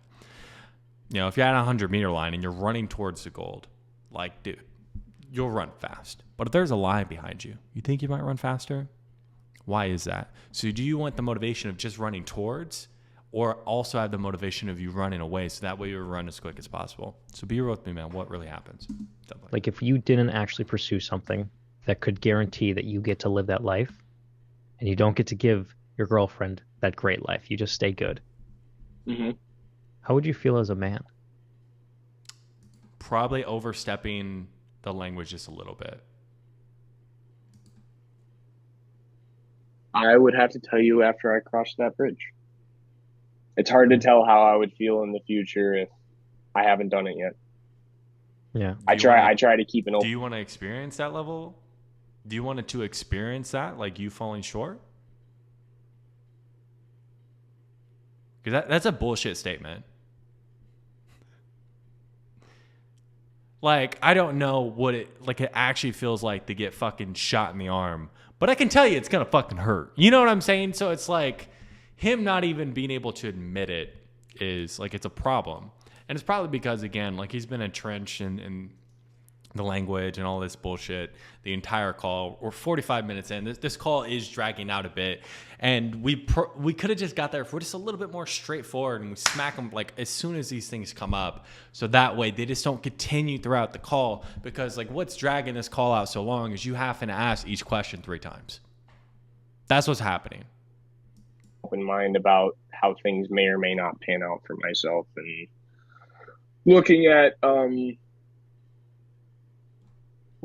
far down the road isn't necessarily always something that I'm super keen on, because I think life is full of possibilities, and I think doors are constantly opening all the time, and I think it's just about whether or not you decide to walk through them. And I hear what you're saying to a point, T, man, because like at the fuck, dude. Like, okay. So, and that's why I'm like saying we needed to attack like him waning. Because what did he just tell you? Well, you know, I'm just going to wait. I don't want to look too far into the future because doors might just open up to me. So I'm going to wait for doors to open up to me. So he kind of goes in some ways, but he still falls back to this pattern of him waning. So that's why we needed to attack that. So then if, like, let's say, and it probably wouldn't if we attacked it, but let's say this does come up, we just bring it back to what we talked about before. Well, how is that any different than you just waiting for things to happen for you? So is that way of thinking is that way of thinking worth keeping if we actually want to get out of this? So I can appreciate us not wanting to look to the future of what happens if things don't change, because it's painful. But what if I told you that that's what we really needed to do if we're going to get to the level where we need to be as quick as possible? Can I share why? Because if you put somebody on 100 meters, like, you need to go into an analogy. This fucking guy. These calls get me riled up, bro. Like, I'm like, let me at him. Let me get on a call with this motherfucker. Let me have a conversation. Let me do this. Okay, cool. All right. At the end of the day, we don't want to focus on the negative, because that's technically where our mind goes. Yeah, but it kills you slowly. Yeah, but it is also important to know what we're running away from. Because like, if we're in a forest and you think of like a bear and a deer, like the bear, he's running towards something, which is the deer, and the deer is running away from something. Mm-hmm. Which animal do you feel like is going to run faster? The deer. Okay, good. So you used an analogy. Because he's running away from something. Because he knows if he stops running, that bear is going to kill him. So if we can't... You could probably... It's like that deer has in vivid detail in its mind what will happen if that bear catches him. So if you have to do that for yourself, right? Then you can go to it. Actually visualize the pain of not succeeding. We'll never know what we're going to run away from. And when things get difficult, when diversity comes up, we're going to take the easy way, the comfortable way. Did you say diversity? Yeah. Complacent. Diversity? A little slip? Yeah. So if we had to sit and think about it for a moment, because I can appreciate we don't want to, but for us to actually put ourselves in the best position possible to map out where we need to be, it's important for us to realize this. Yep. You can so ask if we don't him. Get into something. So it's like, so do you just want the motivation of what you're running towards, or do you also want the motivation of what you're running away from so you get there as quick as possible? Do you want this so you get there as quick as possible? Oh, well, yeah, I want to get there as quick as possible. So be real with me. So it's like, it's just, you get a little bit more buy-in. It's less you telling them something. We stay the comfortable person, just going through the motions, not actually living up to our full potential. Yep. Like, what would the day-to-day impact of that be, waking up at 45 and realizing we're still working in golf maintenance? I feel like I failed myself a little bit. I feel like I failed my girlfriend a little bit. I know she would never hold that against me in any way. Right. Because we love each other for who we are, but I would feel like I let myself down. Why would you feel that way, man? Because I didn't put the effort into myself, and I didn't put the effort into something that I genuinely cared about to create that freedom for myself. But I can definitely the even tougher question we got to answer is, if you wake up tomorrow and we still haven't gotten rid of that fear of the unknown, and we look into the mirror knowing we're wasting our potential, not giving it our all, like, how is that going to feel?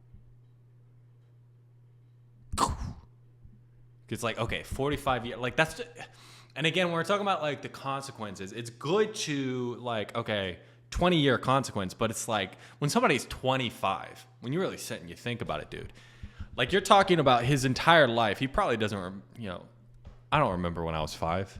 Not really. You get what I'm saying? So it's like, you don't really remember when you're young. So it's like, you have to live in another lifetime to get this consequence. So it feels so fucking far away. So bring him to tomorrow. Like if you wake up tomorrow and like, or you can bring it back to, if you wake up tomorrow and you're at work and you're sitting there knowing you could be more productive, but you're not because you're wasting your potential and you're holding on to this fear of the unknown. Like, how is that going to feel? Fucking smash this, dude. Appreciate that. So for you, are you willing to settle for that life, though? I don't think so. You don't think so? Good. I'm not. Yeah. It's not. It's because at the end of the day, like, whose choice is it if you do decide to settle for that life or change it? It's mine. Yeah. And being okay with it shouldn't be an option, because then it's not an option. Right. But I mean, like, why not just... But you did a good job of staying in the fucking pocket until you got a real good consequence. I'm just saying you could just take it just like at like an 8. Like, how do we take it to 10? I'm going to do like what 99% of people do, which is kick the can down the road, just hope and pray things magically come together. Okay. Like, why not just be one of those guys? To me, I don't want to be part of the system. I don't want to go through my life feeling like I didn't notice anything and feel like I didn't notice. I think I saw it already, but all I need you to have is just a pen and paper. Yep. Let's see where we go ahead. We can see where you drop the price. I think you just go ahead and then you transition. So like overall, man, I would say just be a little bit more aware of their language. Start to change their language a little bit earlier on in the conversation is just going to be just better overall. So you don't run into this. The reason this call took so long is because you just had to keep on like re-asking the question because he wasn't answering it, but we never really addressed the things he was using to not answer it. The some people, I try, or, I want, all these different things, all these different language. Now it's good at the very end. You got a definite statement out of him and you got real emotion. If you noticed, he was like a little bit like teary-eyed, a little bit thinking about that future. Like fan-fucking-tastic. You finally got there, but I'm saying we probably could have got there 20 minutes earlier if we just picked up on the language, we addressed it, we addressed the real things, we talked about the patterns of him waning, all these different things, and just becoming more aware of it. But overall, man, because this guy, like, he hopped on the call, just immediately, it's like, okay, I'm not going to buy. And, like, talking about external, waning, all these different things. So eventually, 45 minutes in, we got to the real emotion, got that commitment. So let's see where we go at the end of the call. Funding needed, it's only going to be $5,000, and that's lifetime access. So does all that make sense? Yeah, it does. Okay. Well, from here, man, I really have nothing left to go over with you. Seems like we've covered everything you really were looking for in growing a business. If it's appropriate, we make some sort of funding arrangement, we get you into the community, and we get you rolling from there. Okay. So from here, how would you like to proceed, brother? Are you guys an easy contact to reach back out to if I'm not ready today? Yeah, dude. Yeah. Is there like a specific reason you're asking? I just don't think I'm willing to start right at this very moment. I have a lot of other things going on that I do need to put my attention into over the next couple of weeks, but it's definitely something that I can jump on soon. I don't think I can enroll myself today, unfortunately for you, but... So it's a good thing. So just notice through the discovery process and what you did do, you moved him from summertime to now a couple weeks. So now you understand his timeline is movable. Now we only have 5 minutes left to this conversation. So maybe you had another call and you had to fucking jet. But this guy's like his timeline moved like 6 months. You get what I'm saying? So now we just needed to move it 2 more weeks. You know what I'm saying? Like, his timeline is movable, and you've shown that because it's gone from summer to 2 weeks from now, 3 weeks from now. As long as I can keep you guys as a resource once I am ready, because I'm trying to get my ducks in a row in a way right now, and I feel like I need a couple more ducks in a row before I can jump onto the ship with you guys. Who And do you that's need kind ducks of in what a I row? was telling Adam too. So I mean, Mm-hmm. if I can reach back out to you or reach back out to Adam in a Yeah. couple of weeks or a month's time and then roll with you guys, that would probably be a lot easier for me today Yeah. than No paying worries, for brother. that now. Yeah, that's perfect, man. And then just to see if I can even help you in the first place, when you say just get your ducks in a row, what did you mean by that? A little bit of organization. My girlfriend and I are trying to figure some stuff out in the house that we're living right now. We're doing a little bit of upgrading, so my time is generally tied up in ways that it's not typically tied up. And when Okay. Like, dude, okay, so he has a time issue, but he wants to be the guy that has freedom. That's who he wants to be. So we need to attack the time using that identity. Let's see if we do it. when I do start with you guys, I want to be able to make sure that I But again, like he is saying buying language right now. Now again, like the likelihood that like 2 weeks, 3 weeks from now, like he does come through, especially with biz ops, the reliability of that is just much lower. I'm not saying like he doesn't mean it right now. And this is just so you don't lull yourself into, oh yeah, this guy's definitely coming in 3 weeks. Like what's going to happen? Like he probably hops off the call if we don't get him across the line, fully believing that, but then he just falls back into his own pattern. This is like just with anything that people aren't business owners, they haven't taken the action, that action threshold, okay? Like it's so much higher than somebody who's used to taking action like a business owner, to where like maybe you can wait a week and those guys will still come in. I mean, even with business owners, still push for it. But don't let them lull you into, oh, this guy's definitely coming in, because the likelihood is probably fucking not. I do have that time, and right now I have a lot of balls in the air that I don't usually have flying around. Right, they're just the time's not there. Yeah. Right you, at this very moment. Yeah, no worries about that, brother. And I mean, like, time aside, like, if we had like all the time in the world, would this actually be the answer for you? Yeah, I think so. Yeah, why I would it think be, so. So it's like there's a difference between yes, it would be, and yeah, I think so. Listen to this again. Yeah, I think so. Yeah, The fuck was that? Like you need to address that. You need a emphatic yes before you move on. why would it be though? Because I think it's something that I'd be good at. It's something that I'd be good at paying attention to, and something that I can put my energy into without getting tired of it. Yeah. And I mean, like, for you though, like, why would you actually put your time and effort into something like this? For the future. Sorry, my girlfriend just walked in. No worries. I heard the door opening, so I was like, no worries. Dude, when like somebody else walks in,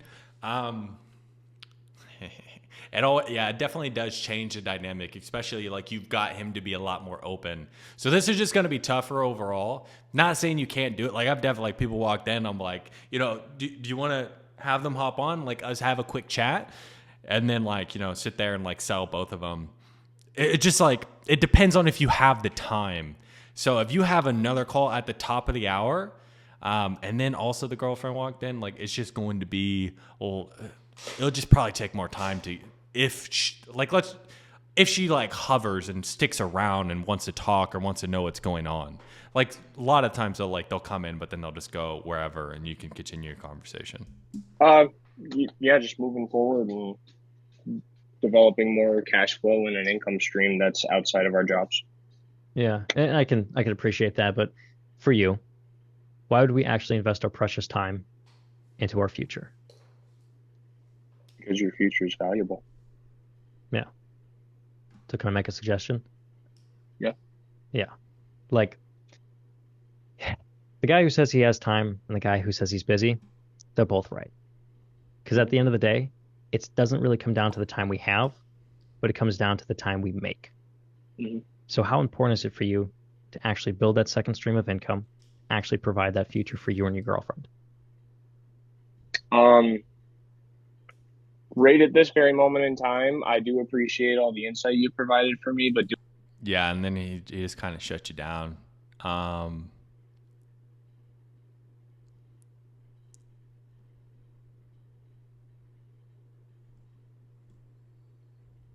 Doing it today, I just don't think is an option for me. Yeah, and I appreciate that. I'm not talking about doing this today, doing this tomorrow. I'm just saying, how important is it for you to actually provide that lifestyle for you and your girlfriend in the future? It's very important to me, but the timing needs to be right more than anything. Yeah, and that's the. So it's like, again, and this is why if we attack the waning, like we have more leverage here. Like the timing has to be right. Like that's what he's been doing. He's been waning, hoping the timing's right. This is a pattern for him. This is what I talked about before. If we didn't address this, guess what the fuck's going to happen? Is it going to come up in objection handling? Right? Called it. Boop. But if we attacked it, we could have bring it up there. Let's say we don't, we miss it. That's where we're at right now. How I want to attack the time is going to be different. Okay. So it's less of, well, how important is it for you? And I can appreciate like right now, like time being a bit of a challenge, but you being that person who actually fulfills his potential and has that freedom, is that just a short term, can't speak. Is that a short term or a long term decision? Like, oh, well, it's a long term. Or is that something that you're just going to be doing for the short term, or are you going to be doing that for life? Oh, like I want to do that for life. Well, can I share perspective on that then? Because if you're going to do this for life, if you're going to be that person that actually fulfills their potential and has that level of freedom, is it safe to say over your life, you're going to run into another time you don't have the time? Like, yeah. So if that's the case, that we're wanting to do this for life, then the best time to do it is when we don't have the time.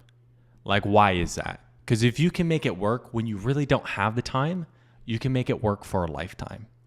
But if you have to wait until all the time lines up, that's a short-term decision. Because as soon as you don't have the time again, we're not gonna be able to do it. You get what I'm saying? So do you want to be that person who is just doing this for the short term and waiting for the right time, or do you want to be that person who is going to do this for a lifetime? Why do you want to be the person who does it for a lifetime? What if you don't? What if you keep on telling yourself you have to wait for the perfect time in order to do this? What's going to happen then? Right? So it's a different way to attack it rather than you just telling him he has the time. It's not about time I have, but time you make. Like, yes, for some people that will work, but it's like we have more leverage with this guy at this point. Go the identity route and really tie it all together. The beautiful thing about time. It's like there's never going to be a right moment. Whether it's today, tomorrow. And again, you're telling him this, but you see, like I talk, like if you walk them through, you can explain like why that is and do they agree and all that stuff. When we're 45. Like you said yourself, like you could be 50 and it could be the right time. But like the best time to plant a tree is 20 years ago. When's the next best time? Today. Yeah. Now, I can appreciate, brother, you got a lot going on. But it does come down to the time we're willing to actually make. So are you committed to actually putting the work in, to seeing results, so that you can guarantee, not just for yourself. Or too early. For your girlfriend and your future family, that you have that life. Mm-hmm. Yeah, it's very important, yeah. Now, this is important. Are you actually committed? Because something being important and someone being committed and bought in are two different things. All right, man. I appreciate your time. So we're kind of like going in leaps. Going in loops. Again, this one was a little bit tougher because like the girl walked in and that did change the dynamic of it a bit. Again, if we would have, like, number one, call being 20 minutes shorter, would have got that fucking deal in. Two, if we would have really addressed the waning, like really address that, because now he's like, what's the objection at the end? He just wants to wane. It's his pattern. So just pick up on that. The trying, the wanting. Overall, man, I would say you got to this guy's true emotion, which is good. And you did move him from like, hey, I'm going to do this in the summertime to I'm going to do this in a couple weeks. Okay. So kudos on that. Like, you did move this guy. We just didn't move him enough from some of the things we missed, addressing the language. But overall, man, good call. This guy was just going to be a little bit more difficult overall as somebody who was hopping on the call, already telling you he wasn't going to buy all that bullshit, which again, you could sell those people. Okay. It's a defense mechanism. But yeah, let me know if you have any questions on this. Hopefully that's been helpful. Make sure you leave your biggest takeaways in the comments, like, subscribe, and if you want more training and you want more call reviews, go ahead and click here.